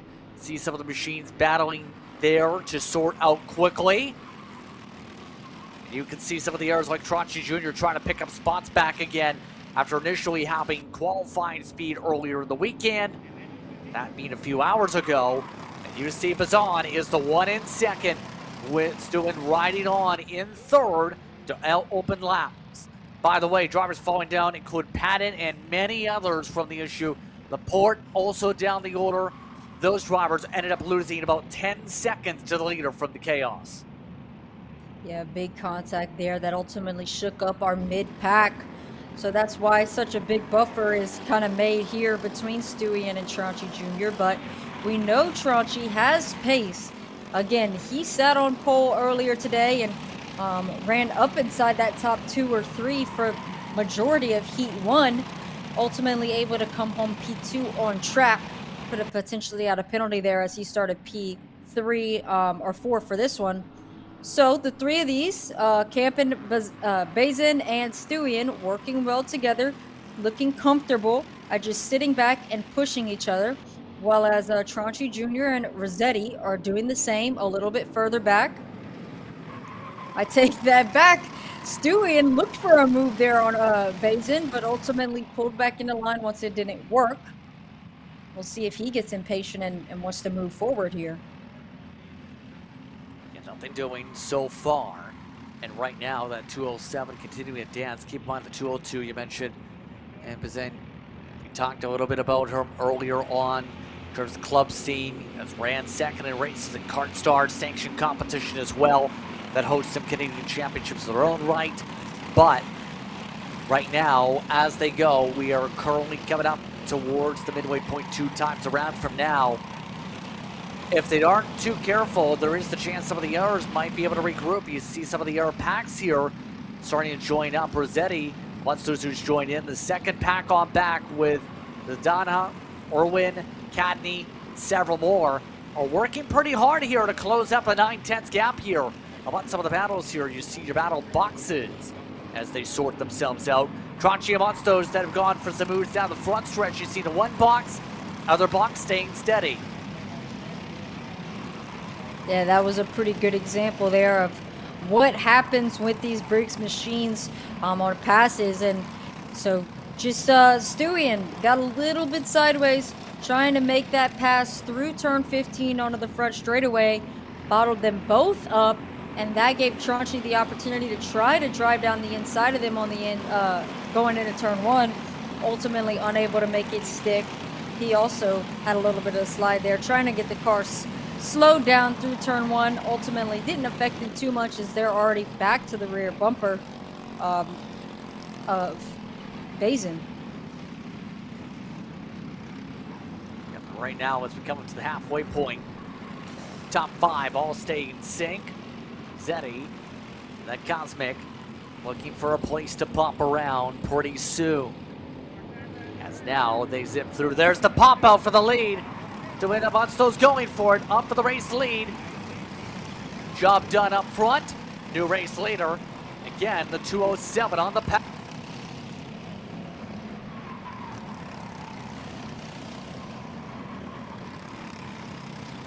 And as they zip on through here and sort themselves very quickly amongst this respective pack here, now it becomes the craftsmanship question. You see the signals. What happens next? You see the drop back. So it actually falling to the bumper that time of Bazin.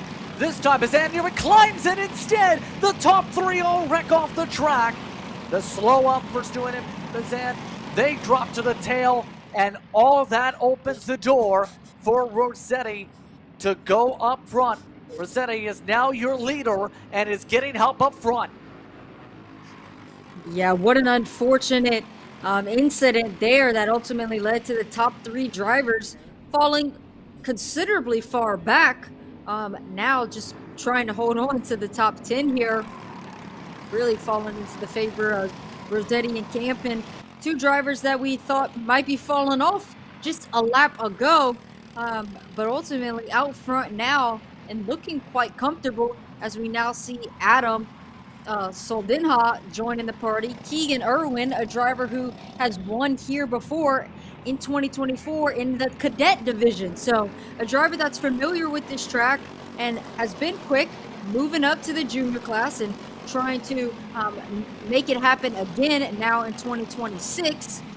Jackson Cadney also following along in that 5th position. The 3 of them working well together, seeing if they can't run down those 2 leaders. They're running out of time to do so, though. We're coming up towards 2 to go, mind you, already in heat number 2. Continue to see. By the way, meatball for one of your contenders. Stewart has gotten one. Had fallen down previously.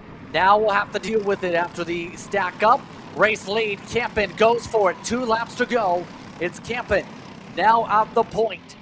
All while Rossetti looks to ride and set up another opportunity to retake this for Rossetti. Keep in mind, we've seen one of the drivers that's appeared with Ben Cooper Machinery previously was one of those who did not get the best of luck last time they raced in Cup Karts in the Spring Nats. Now today, looking solid in Heat 2, looks steady in Heat 1. For Rossetti, finishing P2 or at least running a couple laps here is not a bad idea. Being able to gauge where Campen is better than him might give him an idea of what he might need to go back to the tent and get. He can go to his team and say, hey, look, I lose a car length in these high-speed corners every single lap. What can we do to make it work as we're side by side further back for 3rd, 4th, 5th, 6th, and more as the driver's off the racetrack once again. We are now defending low. 1 lap to go into turn 1. Rossetti tries to hold it around the outside, but ultimately gets his nose chopped by Campen. Campen able to hold on to it this far. Campen playing hard defense, looked over the left shoulder. Might have needed to look over the right because Rossetti is still there to the right. Now he's all over the rear end, working their way on through as they shuffle their way up through the corners. 7, 8, up through 9. Working their way now to the bull section. Up through 9 and 10. Rossetti going to have to think about the back straightaway run.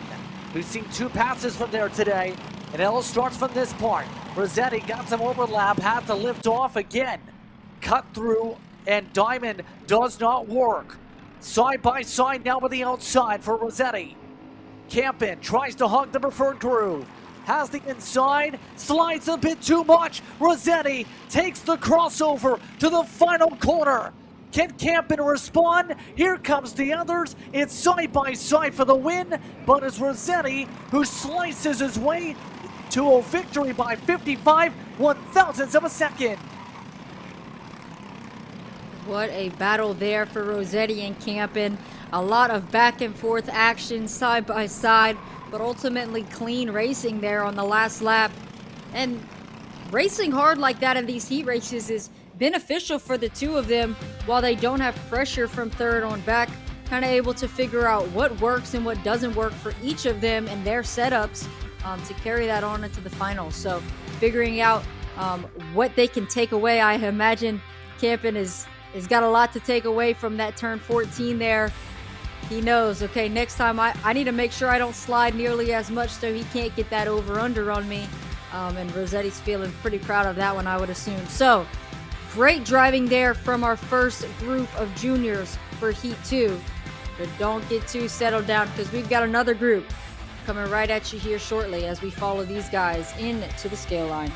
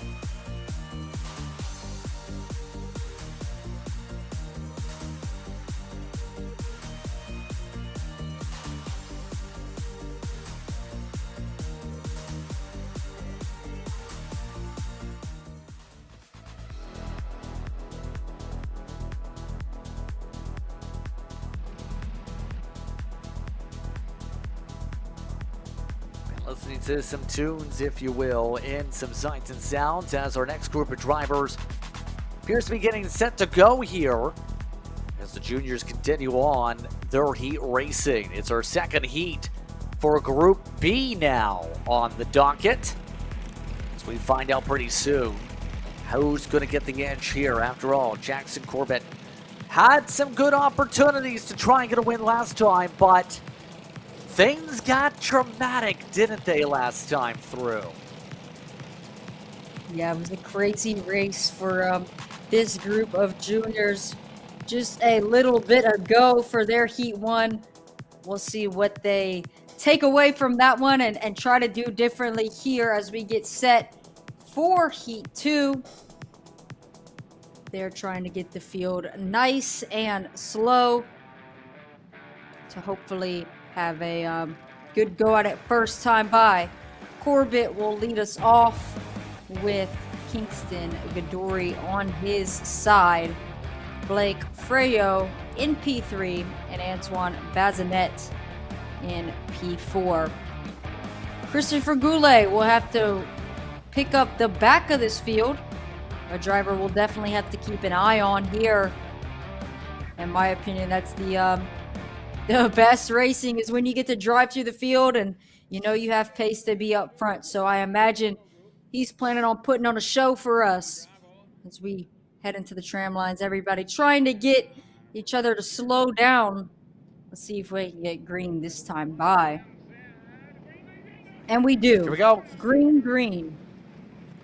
Green, green, and 3-3 wide. Oh, we have more trouble in the back of the field. At least 5-10 cars getting contact.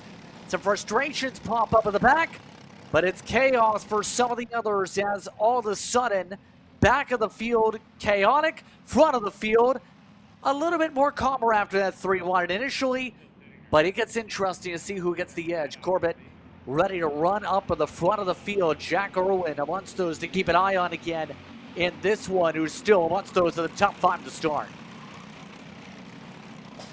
Yeah, crazy start there for that mid-pack, getting real piled up, and you saw Christopher Goulet kind of get high-centered on one of those curbs, so it'll be a little bit more difficult for him to come up the field than I bet he was hoping for. But Corbett looking strong out front, getting a nice push from Kingston Gadori and Bazinet as well. The three of them working well together. Well, the whole top 5, you could say, working well together as Bazinet pulls out to make a pass. Ultimately ends up just being a defense as he's not able to get down the inside of Gadori. Battling like this will ultimately play in the favor of Corbett, allowing him to get just a little bit more clean air. I imagine for Gadori, someone who might just want to sit there and push Corbett, it could be very frustrating, feeling like these half sins keep coming up on your inside and ultimately messing the both of you up. We'll see if Bazinet is able to get in a little bit deeper and make one stick as we round out this first lap, heading through turn 12 and through turn 13 down that back straightaway. Sending down trackside. Frederick standing on by. Yes, thank you. So I'm here with William Rossetti. So first thing first, it was a hard-fought race, of course. How did you know that it was the right time to overtake at the last turn? Yeah, well, obviously, like in these big karts, you have to wait and you have to be patient because you don't have a lot of horsepower. So just waited and I was patient the whole race. Decided he made a mistake in the before last corner and I just overtook him and I undercut him. So yeah. And how do you prepare to keep this going tomorrow?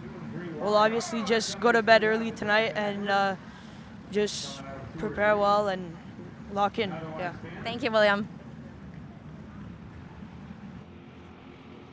Thank you very much, Frederick, as again, Top Karts North America, Canada Division having a ball here this weekend. Corbett still holding on. Gadori still keeping the pressure up. Gadori still within range as well as Bazinet. But Bazinet is the one who's on the rear end for the time being, though. Falling on through with the colors. Still, though, remember, it's been a little bit of a different flavor, if you will, for this lead pack so far compared to earlier. Right now, Corbett was amongst those who got absolutely decimated, if you will, in terms of the chaos that happened at the end of the last race. There were frustrations that popped up last time.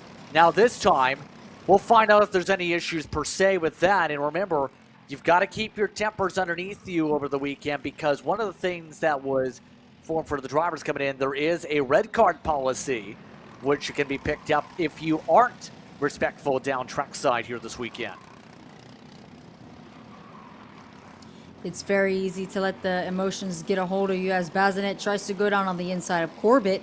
He'll be able to make it stick. That'll bring Freyu and Hudson Jack Erlin back into the mix. He goes defensive, but ultimately nothing changes as they head through turn 13 and down the back straightaway.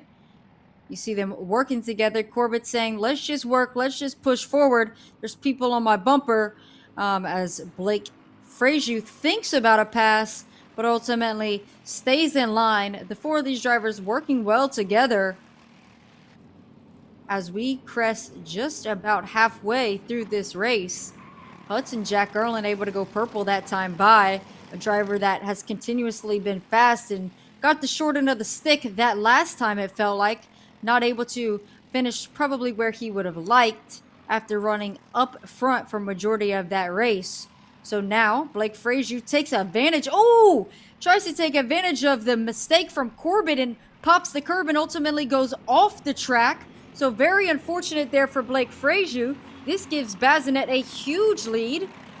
It looks like Hudson Jack Erlin was maybe pointing to something on Corbett's car. Maybe some damage there from the incident with Blake Frazier. Yeah, see, keep on pointing. Charge, I'm not sure. There's only so much with the points that you can see from behind your head. Not everyone's got a third eye, as much as some people wish, but Bazinet still is getting the opportunity with this to pull away one of the point karting machines. Jack Irwin getting some assistance, well done, as Burgo amongst those just holding on to the top 5. By the way, Christian amongst those plummeting outside the top 10 here with 3 to go. And now, at this point here, teamwork we've seen be critical in a lot of races. Yeah, one of the top drivers when it comes to Coupe de Montreal, some of the races last year in Bazinet. Still leading, but that gap is closing fast. Irwin and Corbett are really going around. Corbett is really working to close this. It's down to under a kart lane. Corbett and Erlin working really well together, able to close that gap big time. We'll see how the draft comes into play here. Able to get pretty much to that rear bumper, and they might look for a move here. They do not. Just managed to get to the rear bumper of Bazinet through that draft. I wouldn't be surprised if we see Erlin make a move here soon. Just with how quick they were able to run down Bazinet, you get that feeling of, okay, I'm a lot quicker. I need to go here. But for now, they stay in line as we take a little look back and check in on Christopher Goulet, who is currently up 11 spots into the 14th position. So not a bad charge up for Christopher Goulet. Not where he would like to be, but he is moving forward. Focusing back in on our leaders here. If I was Hudson Jack Erlin, I've got to go soon. I know that the race is coming to an end here. It's a short 8 laps. And from what I've seen so far, it's not a bad idea to be leading on the last lap. I mean, we've seen it work for a few people here today in some of the battles. Will it work this time in terms of the defense? Well, here's the problem. How about a block attempt down the middle? Down the back straight away. It's taken by Jack Irwin to the point. Corbett also following on through. No change back for second. So it's the 214 up in front. It's not time for the lead. Coming up to the last lap. Whiteboard shown. Here comes Corbett to the race lead. He brings Bazinet on by. And just like that, it's the 294 up in front again. Will this work this time? 2 checks over the shoulder at least. And right now, it's can the 294 hold back the run for the backstretch? We've seen already side by side not be the best by the time you get to 14. How about before we even get there? Here comes the cut. It's side by side. Bazinet drives on by the 215 up to the point. Final sector. Corbett trying to find a way to build back the run. Jack Irwin waits for a chance to pull. He adjusts his arm. Signal with the thumbs up. Looks like it's going to be a setup by Corbett. Thought about the outside. Thought about the inside. Thinks the outside again. He's got a drafting partner. This time it's blocked to the middle. Up through 15. One more slide out. Can Bazinet hold on for the drag race? Will it be his? It is his by 97 1/1000ths. What a move. A beautiful over-under between turns 9 and 10, which ultimately allowed him to bring it home for Junior Heat 2, Group B. Antoine Bazinet, what a drive for the comp kart machine. Able to bring it home. Sure, he'll be happy with that one. As for Jackson Corbett and Hudson Jack Erlin, a lot to take away from this one.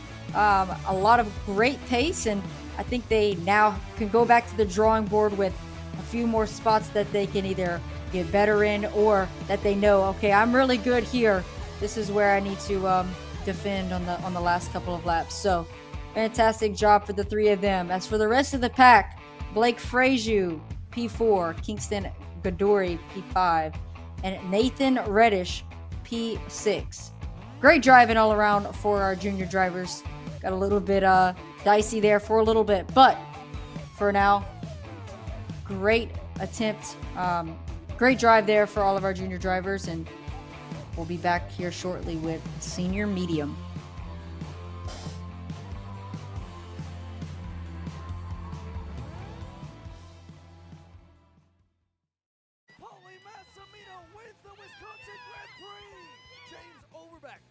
Start number 2 gets win number 1 in OKN Stars. On track or off, Brandon Jarsekrak Racing delivers elite performance. Led by 4-time Pro National Champion Brandon Jarsekrak, our team masters driver coaching, data-driven analysis, and mechanical precision at every national event. Contact us today at BrandonJarsekrakracing.com.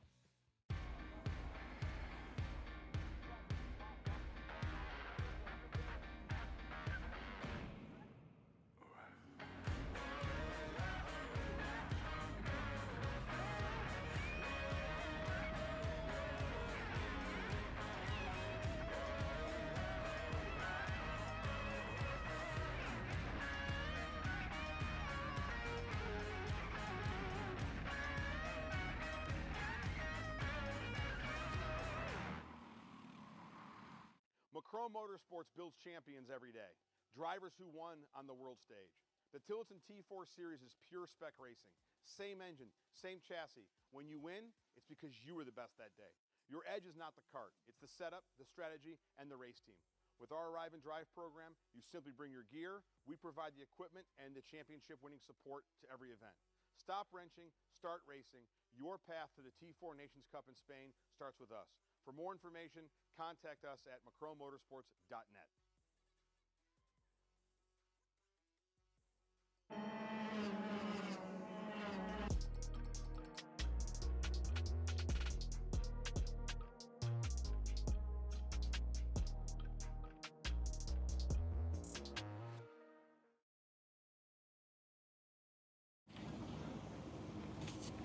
Kyle, what are you doing? It's got my new Greyhound seat. You don't even have a cart. Doesn't matter. I have a Greyhound.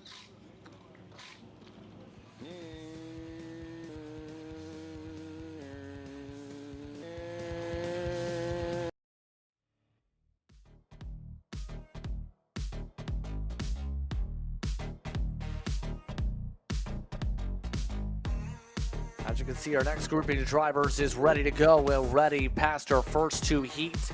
It's next on the rotation, senior medium. The senior mediums today and this weekend once again brought to you by PSL Karting. Remember, their sponsorship backing. It's about getting set to go here today here at Cameron as we continue on with the action pretty soon. Sebastian Day and Christopher Wakefield will lead us off once again.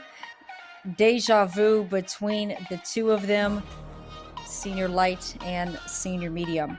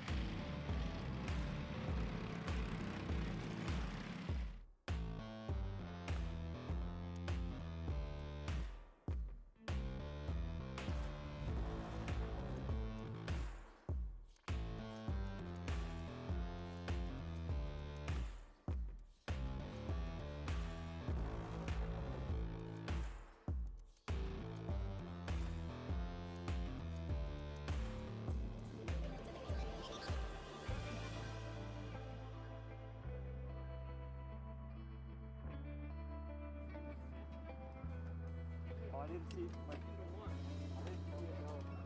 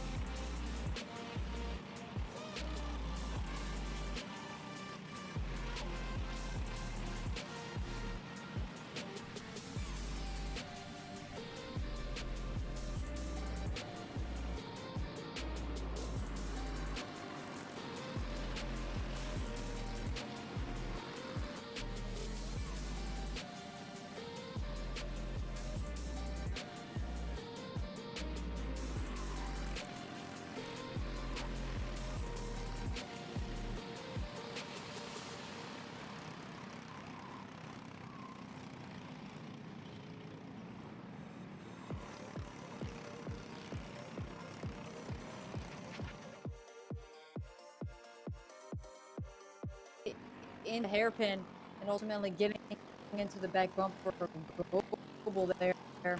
Eli Yanko looking comfortable like normal. He really found it and seems to seriously run up front everywhere he goes in this division over a couple of years.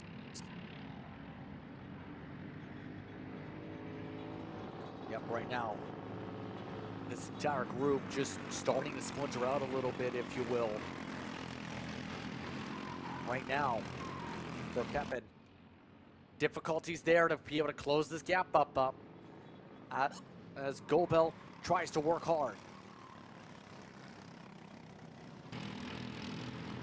Right now, you see the top two just remaining ever calm in terms of their mindsets here as we go about. So Yanko, again, has been very fast over the course of the weekend. It's not a surprise with what we've seen so far. So far, Yanko in particular has just controlled things for much of the way. Very difficult to pass is the main point you can make for the 470. Yeah, as Yanko and Gobel continue to look comfortable with each other. Maybe just a small mistake out there. Got a little bit of a hop as he tried to release out of turn 13 onto that back straightaway, but doesn't seem to hurt him too much as he's still on the rear bumper of Eli Yanko. As we exit turn 15 onto the front straightaway, about halfway done with this one. The pace is there for Eli Yanko, but ultimately Jamie MacArthur better that lap by 0.2 over our leaders and half a second over the driver in front of him, Simon Pepin. So we may see a move come out of Arthur in that third position.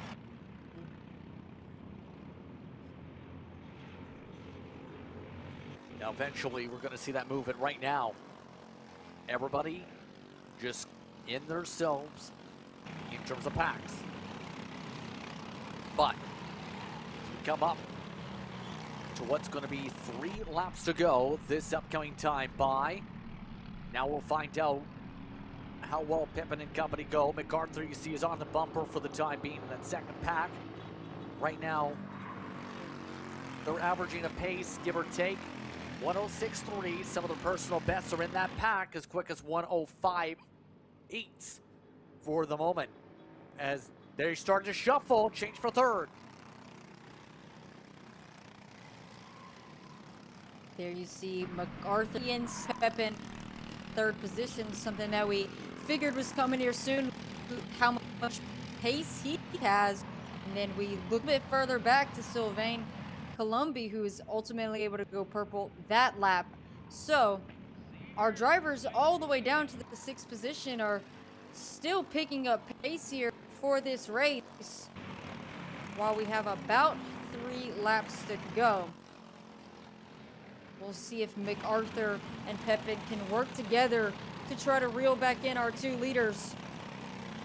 But it seems though MacArthur's kind of been able to shake Pepin and Cormache this lap.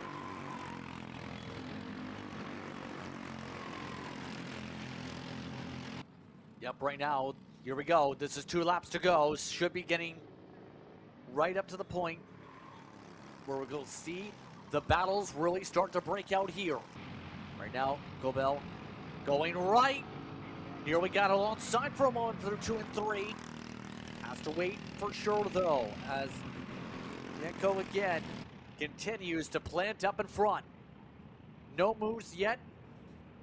Eli continues to march through the corners and not let anyone on by.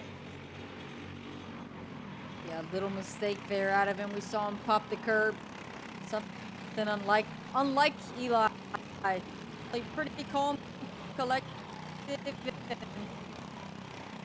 Doesn't really make too many mistakes, but it didn't really hurt him as Gobel was unable to do with it. Our Pepin and Cormache back up together, trying to run down our 2 leaders here, but I don't think that they will have enough time to do it. We'll see if Eli Yanko takes a look back and realizes he's got a little bit of room. There he does. So now he should be able to settle in for this last lap. Just hit his marks and not have to worry about too much. Whereas Gobel trying to give it every little bit he's got to push to get back to the rear bumper of Yanko. He is able to catch up a little bit through turn 1 and 2. Let's see where he follows through for the rest of this lap, if he will be in striking distance come time for that back straightaway. Let's find out pretty soon. It is the final time around after all. And right now, pressure is high. Will Yanko be able to keep holding on right now? Gobel over the rear end. Stays behind the bumper. No move yet. Yanko at least looks over the shoulder. They even look at the empty space. Now they move forward. And the 14. Nothing. Yanko has one more corner to defend. Doesn't even need to go defensive for it. Eli Yanko knows he's got it. Gives the wave.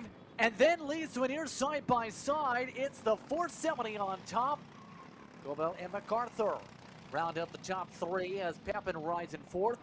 And yet again, no move comes, and Eli Yanko even said, "Thank you very much for a good race."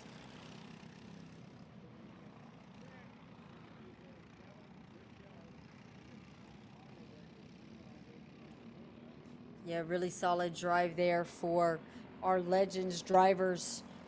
Eli Yanko continues to stay out front, making it look so easy. But don't let him fool you, or don't let Gobel fool you with that being. I think he's still got a little bit left in the tank, and as a driver myself, I love that Gobel is in. He's been able to learn every single session what he needs, where he might just be a little bit better, and where he's lacking. Kind of sitting there stealthily, if you can, waiting for tomorrow, where I think he might have something for us on those last couple of laps. But coming up next is Cadet Break.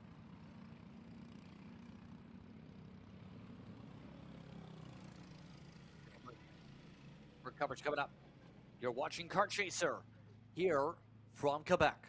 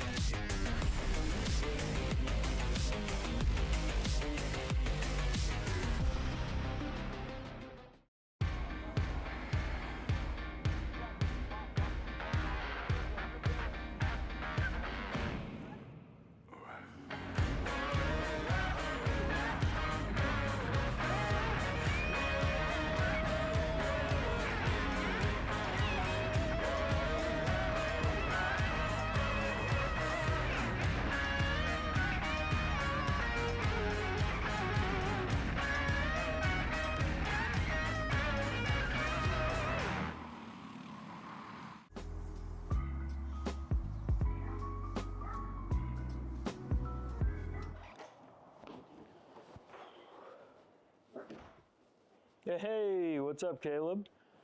What's up, Brandon? You sound defeated. A long day at the office? Yeah, got stuck at a cat food marketing meeting for like 3 hours. I don't know a thing about cat food, and I don't even work in marketing. And then I got sent on a coffee run like I was some sort of intern. Then at the end of the day, when I went to go get gas, I just realized everything is so darn expensive nowadays, man. Yeah, you got that right. Like, do you have any idea how much we're spending on Netflix? That's like 20 bucks a month. Do you know how much we're spending on cable? That's like 50 bucks a month. But you know what isn't expensive? Tell me. Kart Chaser Premium. For only $9.99 a month, you can watch all of the American karting action live from coast to coast. Subscribe and become a member today.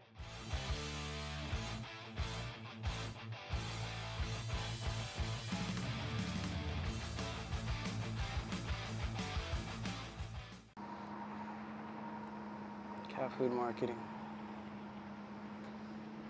$9.99 a month. Dude, Caleb, wake up. Dude, we're live in 5 minutes. Let's go. Come on. What are you doing? Dude, I'm so sorry. Xander had me in a cat food marketing meeting till like 2 a.m. last night. Come on, man. Do you have anything I can drink? Dude, I got the perfect thing for you. Perico. It's a healthy energy drink alternative. Perico, non-GMO, gluten-free, kosher, magnesium, B12, B6, Yeah, it's good. B5, biotin, and 0 sugar? Pericazo! Try Perico, made with natural ingredients, organic caffeine, and supports your metabolism. Try the new official energy drink of Kart Chaser.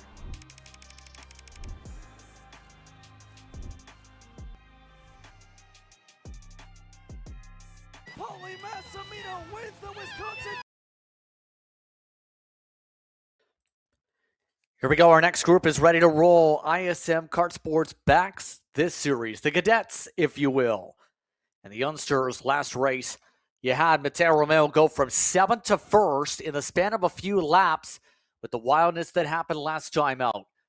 This time through, we'll find out how much the field is willing to battle it out pretty wildly here, Cameron.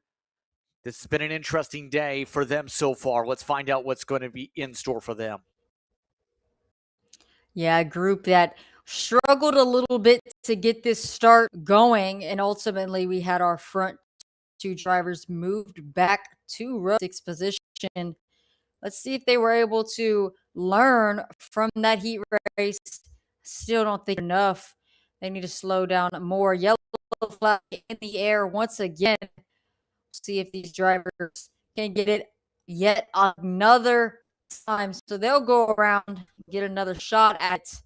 Unfortunately, what feels like the constant for these drivers are today is just a struggle to really get everybody slowed down and into position to get the green flag flown. So our drivers will make their way back around and line up and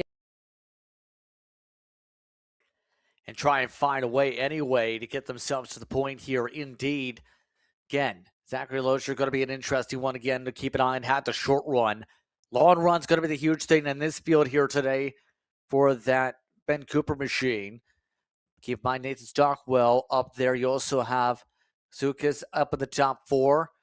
Also have Meisner in the top 5. Liam 4 in 6 right now. Kishan, Smith, Irwin, McDonald amongst those in the top 10 here at this facility. And keep in mind, we've talked about this when it comes to facility, been around for about a decade and a half now. Gives some intrigue in racing. After all, this facility also provides a lot of opportunities for people to drive on rental carts to turn some laps around here. Has its facility in itself with the various services it provides, like the mechanical and storage side, has its performance academy. All those various things that people have available at their disposal to learn and race at when they're normally here at this racetrack. After all, they guarantee thrills. I mean, we've definitely seen the thrills today onward here on our full layout here in Mont-Tremblant here this afternoon. And I think we're about to see the cadets now fire off this time to bring more thrills here.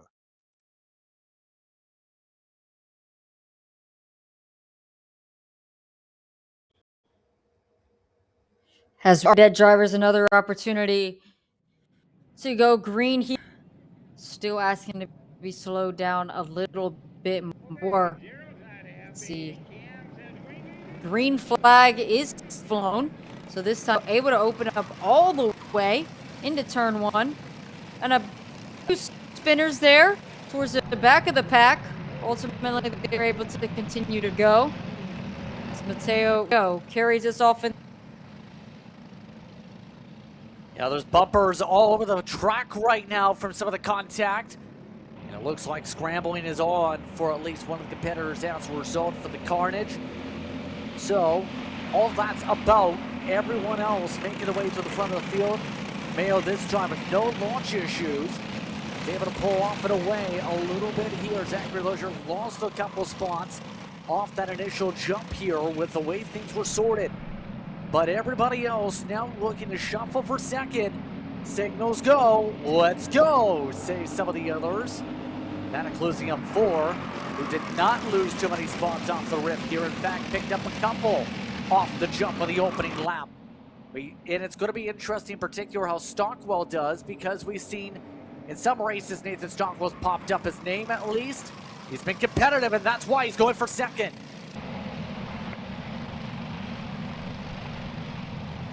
Stockwell continuing to try and figure out a way to carve up from now the 3rd position. Stockwell, for reference, are those who ran in the Cup Kart Spring Nats, but ended up finishing down at 32nd in the final after what was a roller coaster run there for them. Keep in mind, a lot of competitors had some hectic times amongst your cadets in that sequence. For Stockwell, start of the back, wasn't able to get towards the front in the very end per the running orders there, but has had good success at HRKC in the Club C so far when it comes to their karting side. That's over to the Hamilton Regional Kart Club. Right now, Stockwell under attack, though, by some of the locals. That includes Lozier right now trying to go. Lozier gets the move up for 3rd spot and jumps ahead, coming to start lap 3. Everybody else goes. Mayo still tries to ride up in front with the help of Lucas as they zip away a bit of a gap. Those little gaps that we see pop up in a race like this, after all, so critical to find a way to chip away. We've seen short run. Mayo has had good boosts earlier today, got really shuffled with the racing lines though, but had the speed raw-wise to catch up, close what was a couple seconds gap for the race leaders, and then get up there, 1.3 specifically actually. Yeah, the 2 drivers who have us this weekend. Katowski trying to make a pass down on Romeo. He's able to do so. So now move Romeo back. He's ready to go right back. Down the back straightaway for Romeo. Trying to take back the lead. He do so. So ultimately, no change in position for this lap. Just a little bit of shuffling back and forth. That now brings those into the... Let's see what Katowski does once he feels that pressure on his back bumper. Let's see if he attempts to lead here. About halfway done with this one, but still 4 more laps to go. It's been interesting up this way, so I don't expect it to calm down means. Yeah, I think this is going to get pretty intense pretty quickly with so many people at least within the range, if you will, as we go about. Also in this group, by the way, to give a shout out, Ethan Smith is looking much improved compared to earlier today in the 25. This race has worked out well for now. One of the Kart Republics from Brantford over in the province over. Did well in some of the club races over in the Hamilton region. Has also raced in the club scene at SKRA competition for the past year already. This year already has also seen a Cup Kart Spring Nationals event up in the top 25. Here comes the move up the inside for the lead though. Up to the point goes the machine of Katsukas. And just like that, the 13 now to the point. And they're definitely loving it, as you see with the McDonald's logo for one of the franchisees backing that machine.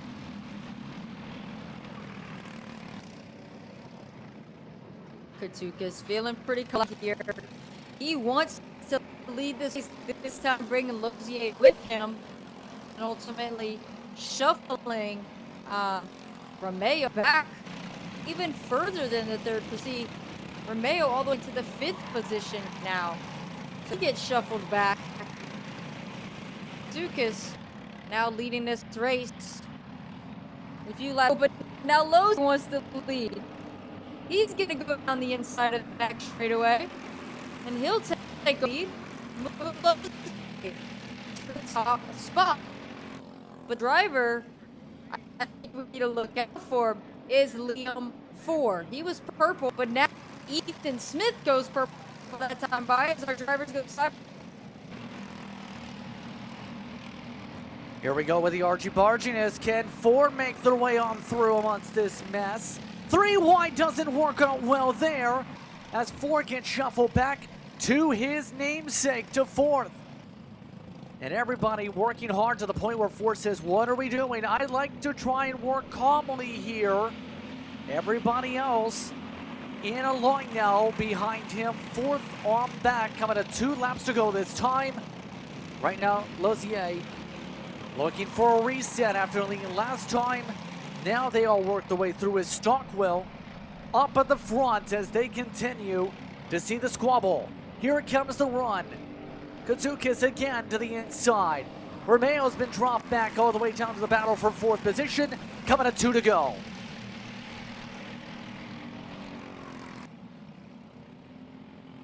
All of them coming down the front straight away here once again on the shuffle. Lonzo's trying to go around. That looks to be, yes indeed, will be Kishon, who's been very quiet. Noah, in his sake, has been sticking around 7th here in this second heat. That's about where they qualified initially on the order. But now Stockwell looking for a little bit of a boost up. To get right back up and around real quickly for this cadet group.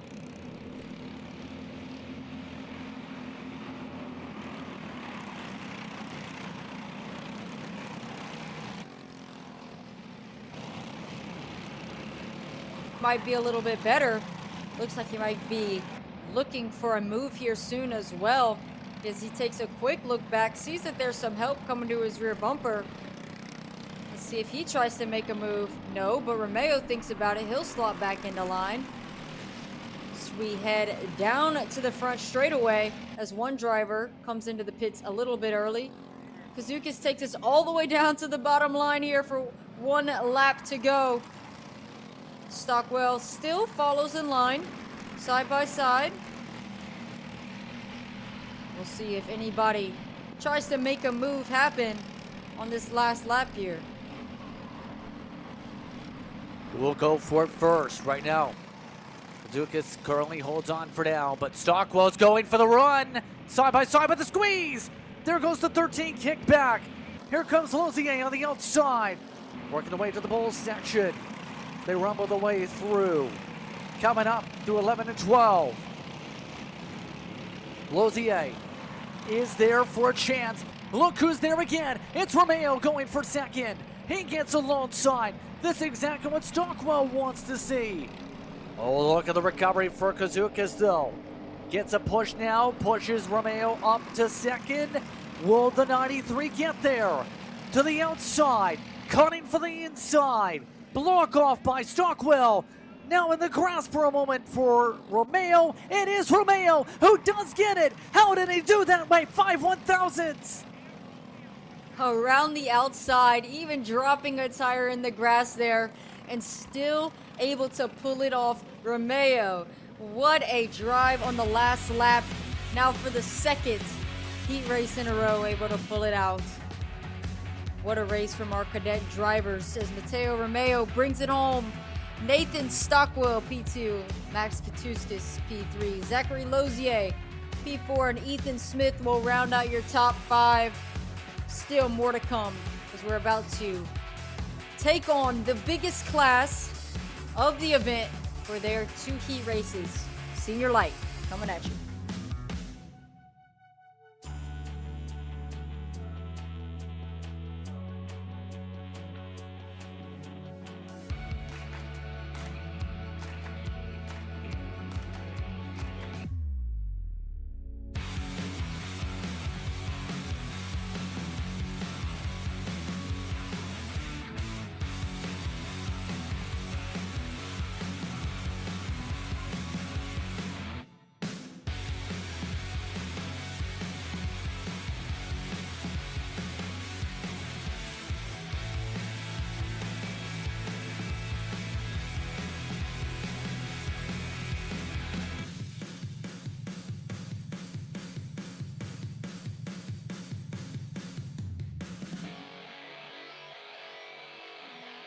Looking at the celebrations down trackside at Stockwell, all I can say is congratulations, because Romeo, that looked to not be the day for Mateo for heat number 2, but it works on the outside with a car tire in the grass and is able to come out with the edge. Let's send it down to Frederick down trackside as the youngsters celebrate. the race.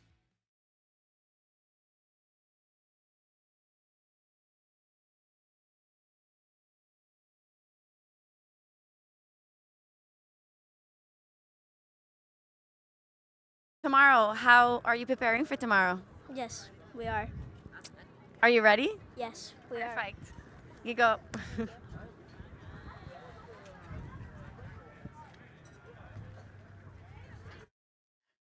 Well, I think Mateo's making it clear that the focus is simple. Let's just race.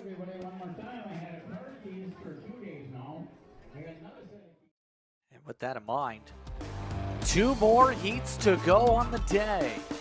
And it's both your senior light groups. You've seen how wild things got earlier today with them. There in just a moment, you can see the karts just about getting ready to fire off. We'll be on track in just a moment.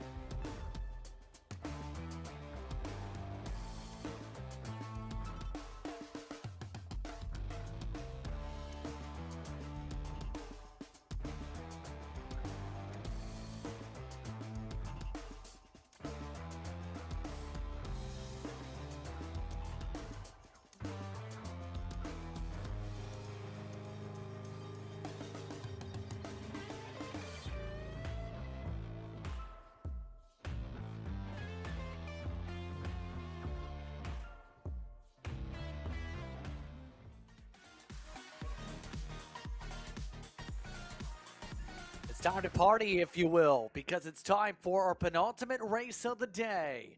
This time out, the juniors put on shows in their doubleheader when it came to groups.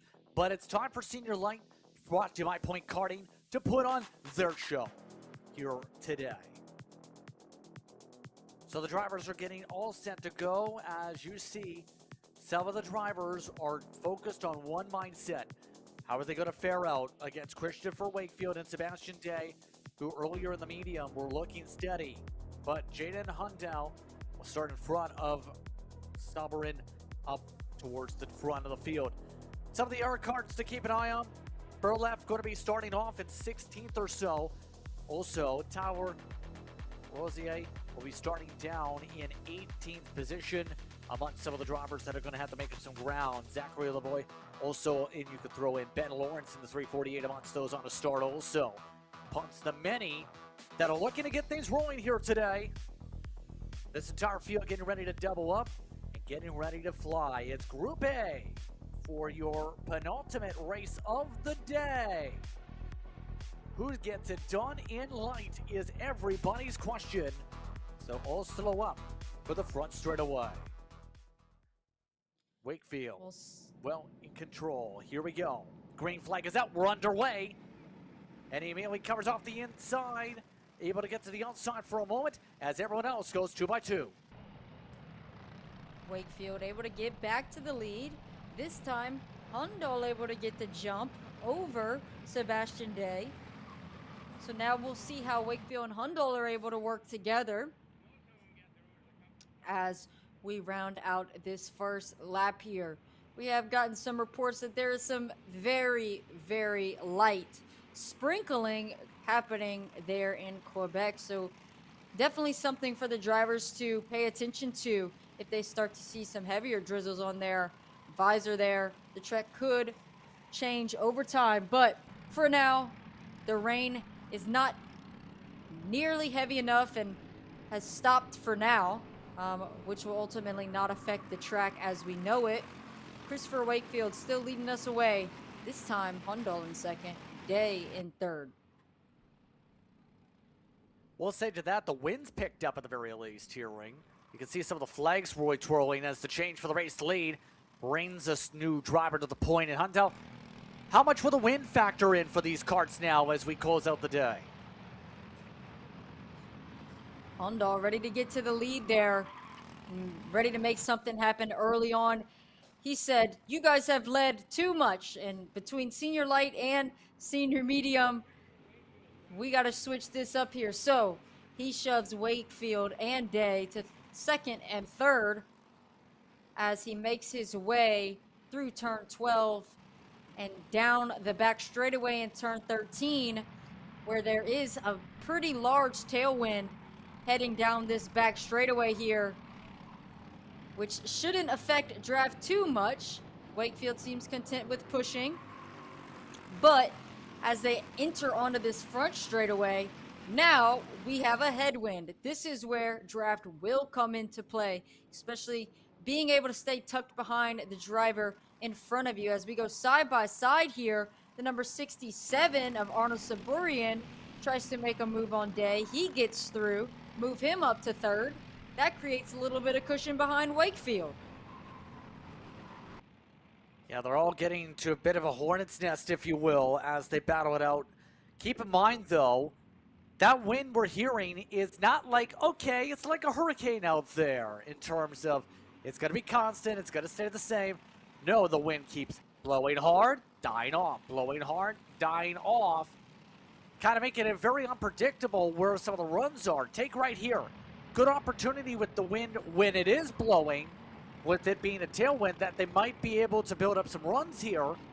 But if the wind stops, that takes away the chance there, or if it twirls around, obviously that can make it the opposite of what we talked about. So much in terms of that is going to come into play, and we're racing the top two, running away to keep themselves away from the rest of the play time, as Belanger falls down the order to 12 amongst some of the drivers shuffling. Yeah, that was Gianluca Savalio there trying to make a move. But as we focus back in on the lead, now Christopher Wakefield has gone back on Hundal, move him back up to the lead, a spot that he's been comfortable for majority of the day today. So Hundal still in second. That'll bring Sebastian Day back into the fight. And Stevens just right outside of the cusp. Through that section, through turns 11 and 12, he's able to get to the rear bumper. So we'll see if he tries to do anything down the back straightaway. In a position like that where you're having to push so hard just to keep up with the pack, it's extremely helpful to put yourself towards the middle of the pack there where there's somebody who can hold you in it. So for Stevens, it might be a better idea for him to make a move and get into that second or third position where there might be somebody who's able to push him down those spots that he's maybe lacking a little bit of pace, so he doesn't have to push so hard to stay with the group here. But ultimately, he looks to struggle a little bit on this first half of the section, the first half of the track, excuse me, whereas he really flourishes through turns 9 through 13, which ultimately brings him back into the fight here. But overall, pretty smooth and clean racing this far. Staying single file as we're just about halfway done with this session. We'll see if Sebastian Day gets impatient and wants to go back to the second place position that he's been in for majority of the day. That's going to have to be pretty soon here, obviously, with less than 4 laps to go. Some of the drivers behind them are battling. That is necessarily going to work in the background. Drivers like Burleff also in that mixture of carts back there. See them as they go. That's in result of Blanchette jumping back up to the top 6 on the squabble. They're obviously out of the conversation because the battle for second is heating up more so. Hundal getting pressurized by Day. Day going wheel to wheel. Day put off the track, and Day drops out back. Hundal also drops, and all of a sudden, it's Brennan Stevens up inside the top 3 for the first time all day. And Brandon has had the pace, there's no doubt about it. That last time by goes purple with a 1:03.088, excuse me, which just a few hundredths quicker than our leader of Christopher Wakefield, but still has great pace. Now he wants to have a shot at running down Christopher Wakefield. We'll see what he's able to do with the help of Saburian and Hundal as Day gets shuffled back into no man's land.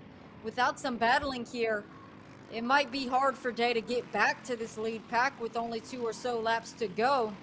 Christopher Wakefield in a comfortable spot. He's able to just focus on hitting his marks and not having to worry about too much. But Saburian wants to go back into the P2. They go side by side. Whoa! Almost off the track there for Stevens. He gets real sideways. He ends up getting shoved way back to the wayside. And can we get a look on that back left bumper there of Hundal? Is that bumper dragging on the back left corner? We'll have to get a better look at that for you guys, but I do believe that rear bumper is dragging. The left bumper bolt is pulled out of Jaden Hundal. I'm not sure what our CKNA officials will have to do with that with only 1 lap to go, if he will receive the meatball flag. But unfortunately, it hasn't really affected him too much. Sebastian Day able to get back on Stevens after that off track for him. Nope, he tries, has to slot back in line. Is unable to get that done. We see 1 lap to go. Hundal trying to go down the inside of Saburian, even with that rear bumper there. And he's able to get clear. Well, we're still connected hearing from those watching along here. So there shouldn't be too much of concern in that here in that situation. All this as well. Right now, Hundal rides along and is right now in a tough spot to close on up to Wakefield, who's been able to pull off away. Again, the bumper in that situation saved by the Sabre at the moment on the rear end of that machine. That's why that's together on the 322. So will that stay safe for him the rest of the way? Let's see. Right now, Wakefield, though, going to have one of the easier wins in terms of distance today. Battle for second staying fierce. To the inside goes Hundal. Hugging, blocking, sliding the rears. There we lost the line. Saburian now gets himself sorted, all while Wakefield coming up to the checkered will take the win in the Group A Heat 2 race. Hundal second. That's by about a 10th, making 100 over Saburian. Day and Stevens in the top 5 with Black, Palladino, along with Zavangio, will also throw Mesley inside the top 2. Mesley just near 5 seconds back in the end.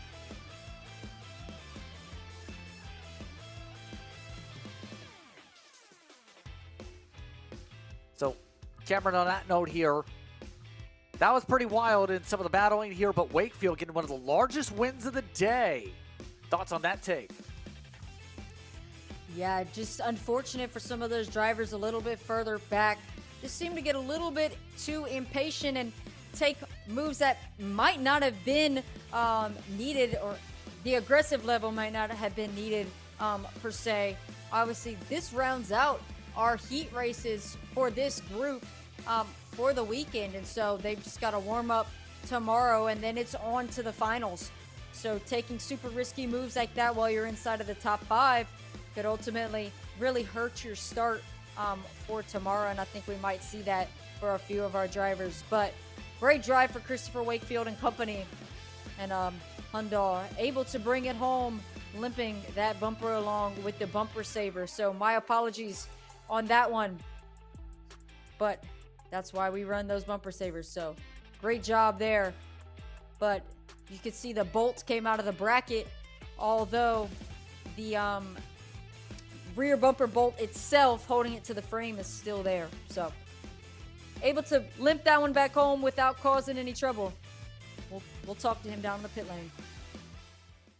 Let's send it down trackside, if we will. Yes, thank you. So I'm with Jaden Hundal today. So how was the race? Crazy race. How did you manage to keep your nose clean? So it was a crazy race. Off the start, just try to, keep to the inside, try to get second back, try to get second away. And then obviously I got tangled with Day there. He got to the inside. I tried to hold it around the outside. I don't know exactly really what happened, but yeah, just try to avoid the chaos when it's kind of, if you see 2 karts coming together, just try to, stay out of the way and try to keep my nose clean. Exactly. And how do you prepare for tomorrow? Oh, just look over the data, watch the video, see where I need to improve, see what I can do better, see what I can do with the setup, and yeah, we'll be ready. Perfect. Thank you, Jaden. Thank you.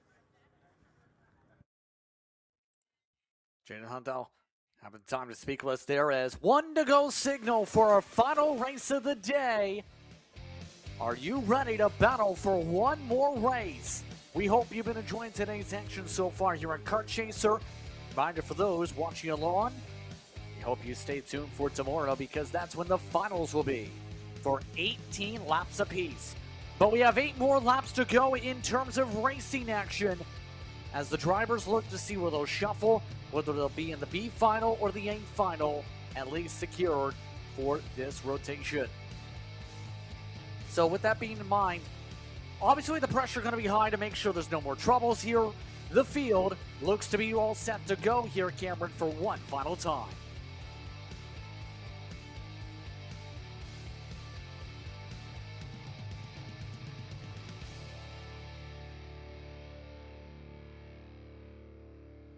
So on that point here, everyone else going to get themselves in position here. So you've seen some of the previous run-throughs. Up at the front of the field, though, it's going to be the intense question. Where are we going to battle with drivers like Murdoch and McCarthy? Quinton and Owen on that front row.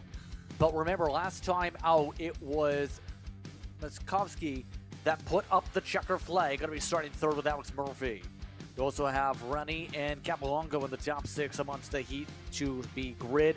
Taylor and Teed, Coteau and Lassard amongst the order here. Some of the other drivers keep an eye on the Goulets like Vincent. Going to be down in row 9. Vermette also charged up to row 7 for this upcoming run for Heat number 2. Your thoughts here as we get ready for the final time? It should be a good one as we've got another great group of drivers getting set to hit the track here. They put on a great show for us just a little bit earlier today. So, as our drivers slow down the pace and get side by side, let's see if they're able to get the green this first time by, or if they'll have to make an extra lap here. Either way, should be a great race to round out our day here. Our final heat race of the day. And tomorrow we'll have our warm-up session and our features will begin. Just a quick 8 laps left for the rest of the day here as our drivers jump into the tram lines. We'll see if they're able to get green this time by. There was a little bit of a jump-ish at the back maybe, but it looks like no one's going to get a real big jump here. It's all pretty equal. Well, the outside did get something. A squeeze off for second. That was a bit of a push off of the 342 and company. And just like that, everyone else rolls their way on through. It's 2 by 2 about 7th on back. Got to get that sorted quickly. We have not seen side by side through Sector 2 work out pretty well. Yeah, it looks like McCarthy able to get a nice jump with some comfort at the moment. But as we've seen over the last couple of races, that does not last long. And we are side by side all the way through the pack. As you see Murphy there gets hung on the outside. He's able to slot back into line though. We'll see if he loses another position here. No, he does not. Gets a little bit of help. So there you guys have it. McCarthy up front, but as we mentioned, Murdoch and Makovitsky are already on the back bumper. Providing a lot of pressure here early as we would expect, but in the case of Murdoch here, remember one of the drivers that got bounced a bit around earlier, now looking to get back into the rhythm. One of those from Kitchener, Ontario, that's running second last scoring loop, that ran the Spring Nats last year, finished in the top 15 there. McCarthy has been fast everywhere. Capolongo, though, on a charge early, up 2 in the opening lap, has joined in the fray as you see some of the others in the mid-pack, how they're single-filed out and trying to get their carts to move. Yeah, you see a few drivers here a little bit further back. That's Eric Lassard trying to make something happen on his Intrepid, running multiple classes here this weekend. All our drivers still pretty packed up here. You see Mindy Croto and Alex Murphy as well. But here we go. Makovskis looking to make something happen on McCarthy. Something, anything for the race lead. Yeah, going to be indeed him. And now, here we go to the point. Makovsky, as our well-known colleague in Frederic was able to point out up at the front. REM is now leading in this one.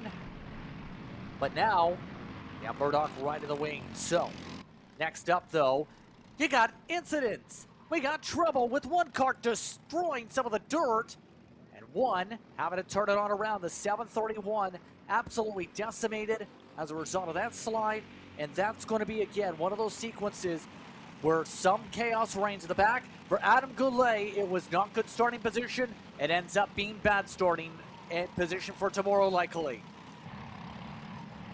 Makovskis still leading the pack here, asking for a push. Talking to Murdoch, saying, hey, let's work together. Look at this huge pack that's forming that is on our rear bumper.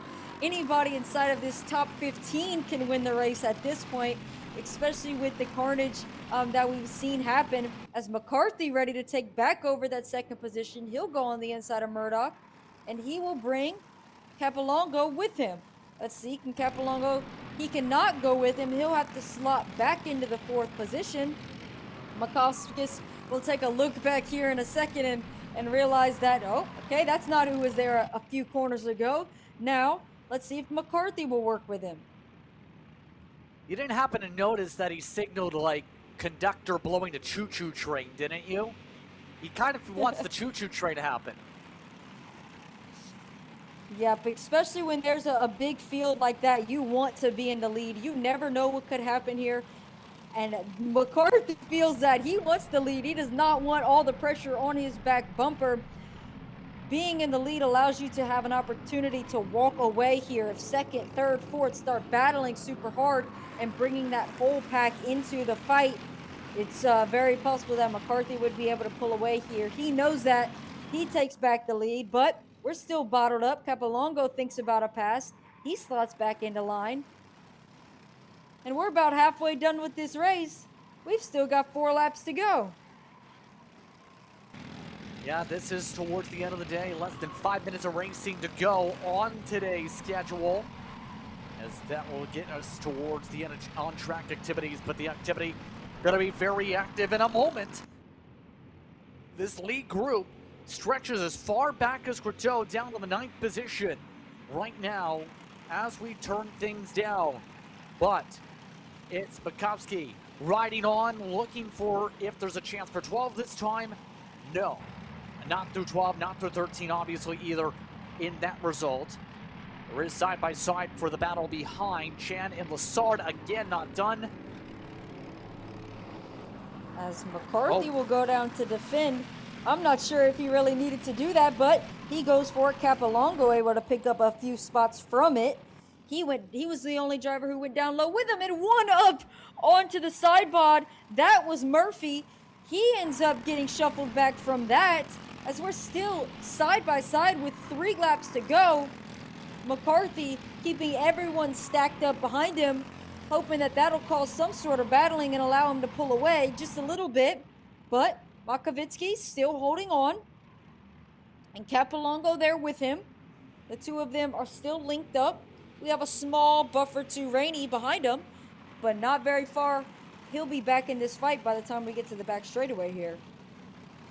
As some are saying, watching along today, it's the M&M show, if you will, between these two. McCarthy, Makovsky battling it out. Coming to 2 laps to go. But Capolongo amongst those ready to try and break things up with how intense it's getting defensively. All the way to the inside that time on the blockaways. Now Capolongo waits in the wings, trying to find a way to break up the top 2. Top 2 will fight anyway. All the way down, McCarthy couldn't cover it off. The REM to the point. Contact! Capolongo rides on top of 3 carts. Another driver rides on top of him. They all slam and bump, and Capolongo gets the worst of it. And look at this. It's like we're on our first lap again. We're side by side through the entire field, 3 wide there. And this is why you want to be in the lead. Makovitsky knew it, and we talked about it just a few laps ago. Now he's got a cushion. It's clean driving for Major as he is able to head in to this last lap. He'll get white flag next time by without a worry in the world. That is what happens when you stack up the field. It just gets chaotic from second on back. Super unfortunate there for McCarthy. He falls back into the 4th position. He's not out of this one, though. No, he's not. With the white flag coming out, whiteboard is shown. Will Rennie have a chance to get there for the chance for the win? It's 6/10 the difference. It's going to require a big, big run. Don't know if there's going to be enough there in the cart to get from there for the 356. As everyone else rumbles the way through. Murdaugh Still holds on to the bubble spot. Look at how P3 wants to be right now. They're closing up rapidly. If anything, for second, it's now compressing for all the spots. Murdoch receiving a little bit of pressure from McCarthy and Teed, but still ultimately able to hold on. He's been able to close down on Rainey a little bit, and there goes McCarthy, a late lunge through turn 13. Will he be able to cover down the back straightaway? And Murdoch looks to be trying to go on his inside, but ultimately just ends up defending from Teed to move McCarthy back up into the third spot here. But ultimately, Major Makovitsky played it perfect, got to the lead when he needed to, and let the field self-combust behind him to give him enough of a gap as we're still too wide as the rest of the field crosses the line here. What a way to wrap up the day here in Quebec. Fantastic driving for the senior light class. Major gets it done, and by the way, checking over the previous patterns, there were, if you believe it so far here this weekend, 1 different winners from Heat 1 to Heat 2 out of that entire rotation. It kind of says a lot when you can win and sweep the first 2 heats, unofficially at least, and that was the case for just about every race here today. All of a sudden, Cameron, what a day. But it wasn't easy for some of those drivers to repeat in the first place.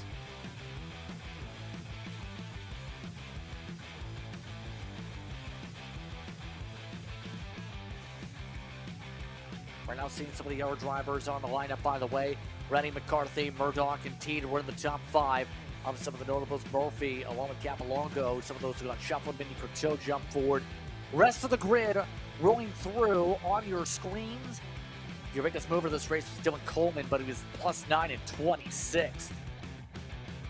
So on that note here, Cameron, how do you feel about today's races as the tech lane is ample and filled with discussions? Some fantastic driving that we've seen throughout the day today, and ultimately able to keep all of us on our toes and hopefully keep you guys entertained at home. But let's hear from one of the drivers down on the grid. Here shortly, we'll catch up with Quentin Murdoch in just a few moments to see how his race was. But from my point of view, what a fantastic drive from all drivers, able to keep us on our toes and ultimately provide a show for all of you guys at home. Again, warm-ups and our features will be tomorrow with a senior light A final and B final as well. So crucial positioning needed through those first 2 heats in order to ensure your position into the A main tomorrow. But in just a few moments time, we'll have the opportunity to catch up with one of our drivers down on grid.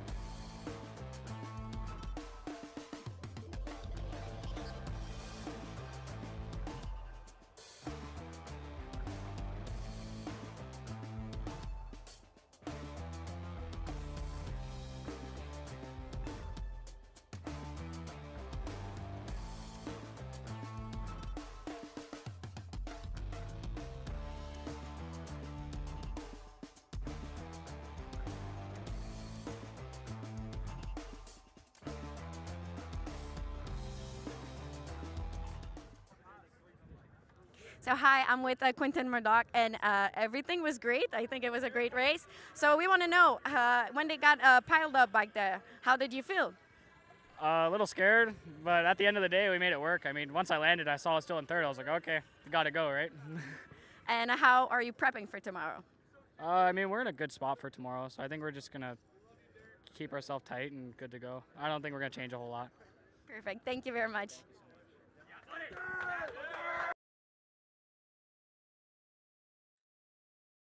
You can hear the fan club cheering them on as a result of those post-race discussions. But that in mind here, that just about finishes out our day here in this one. We hope you're enjoying today's coverage for CKNA Canada Grand Nationals here from Quebec. But tomorrow morning, we're back with more of the warm-up starting at 9 a.m. Eastern Time.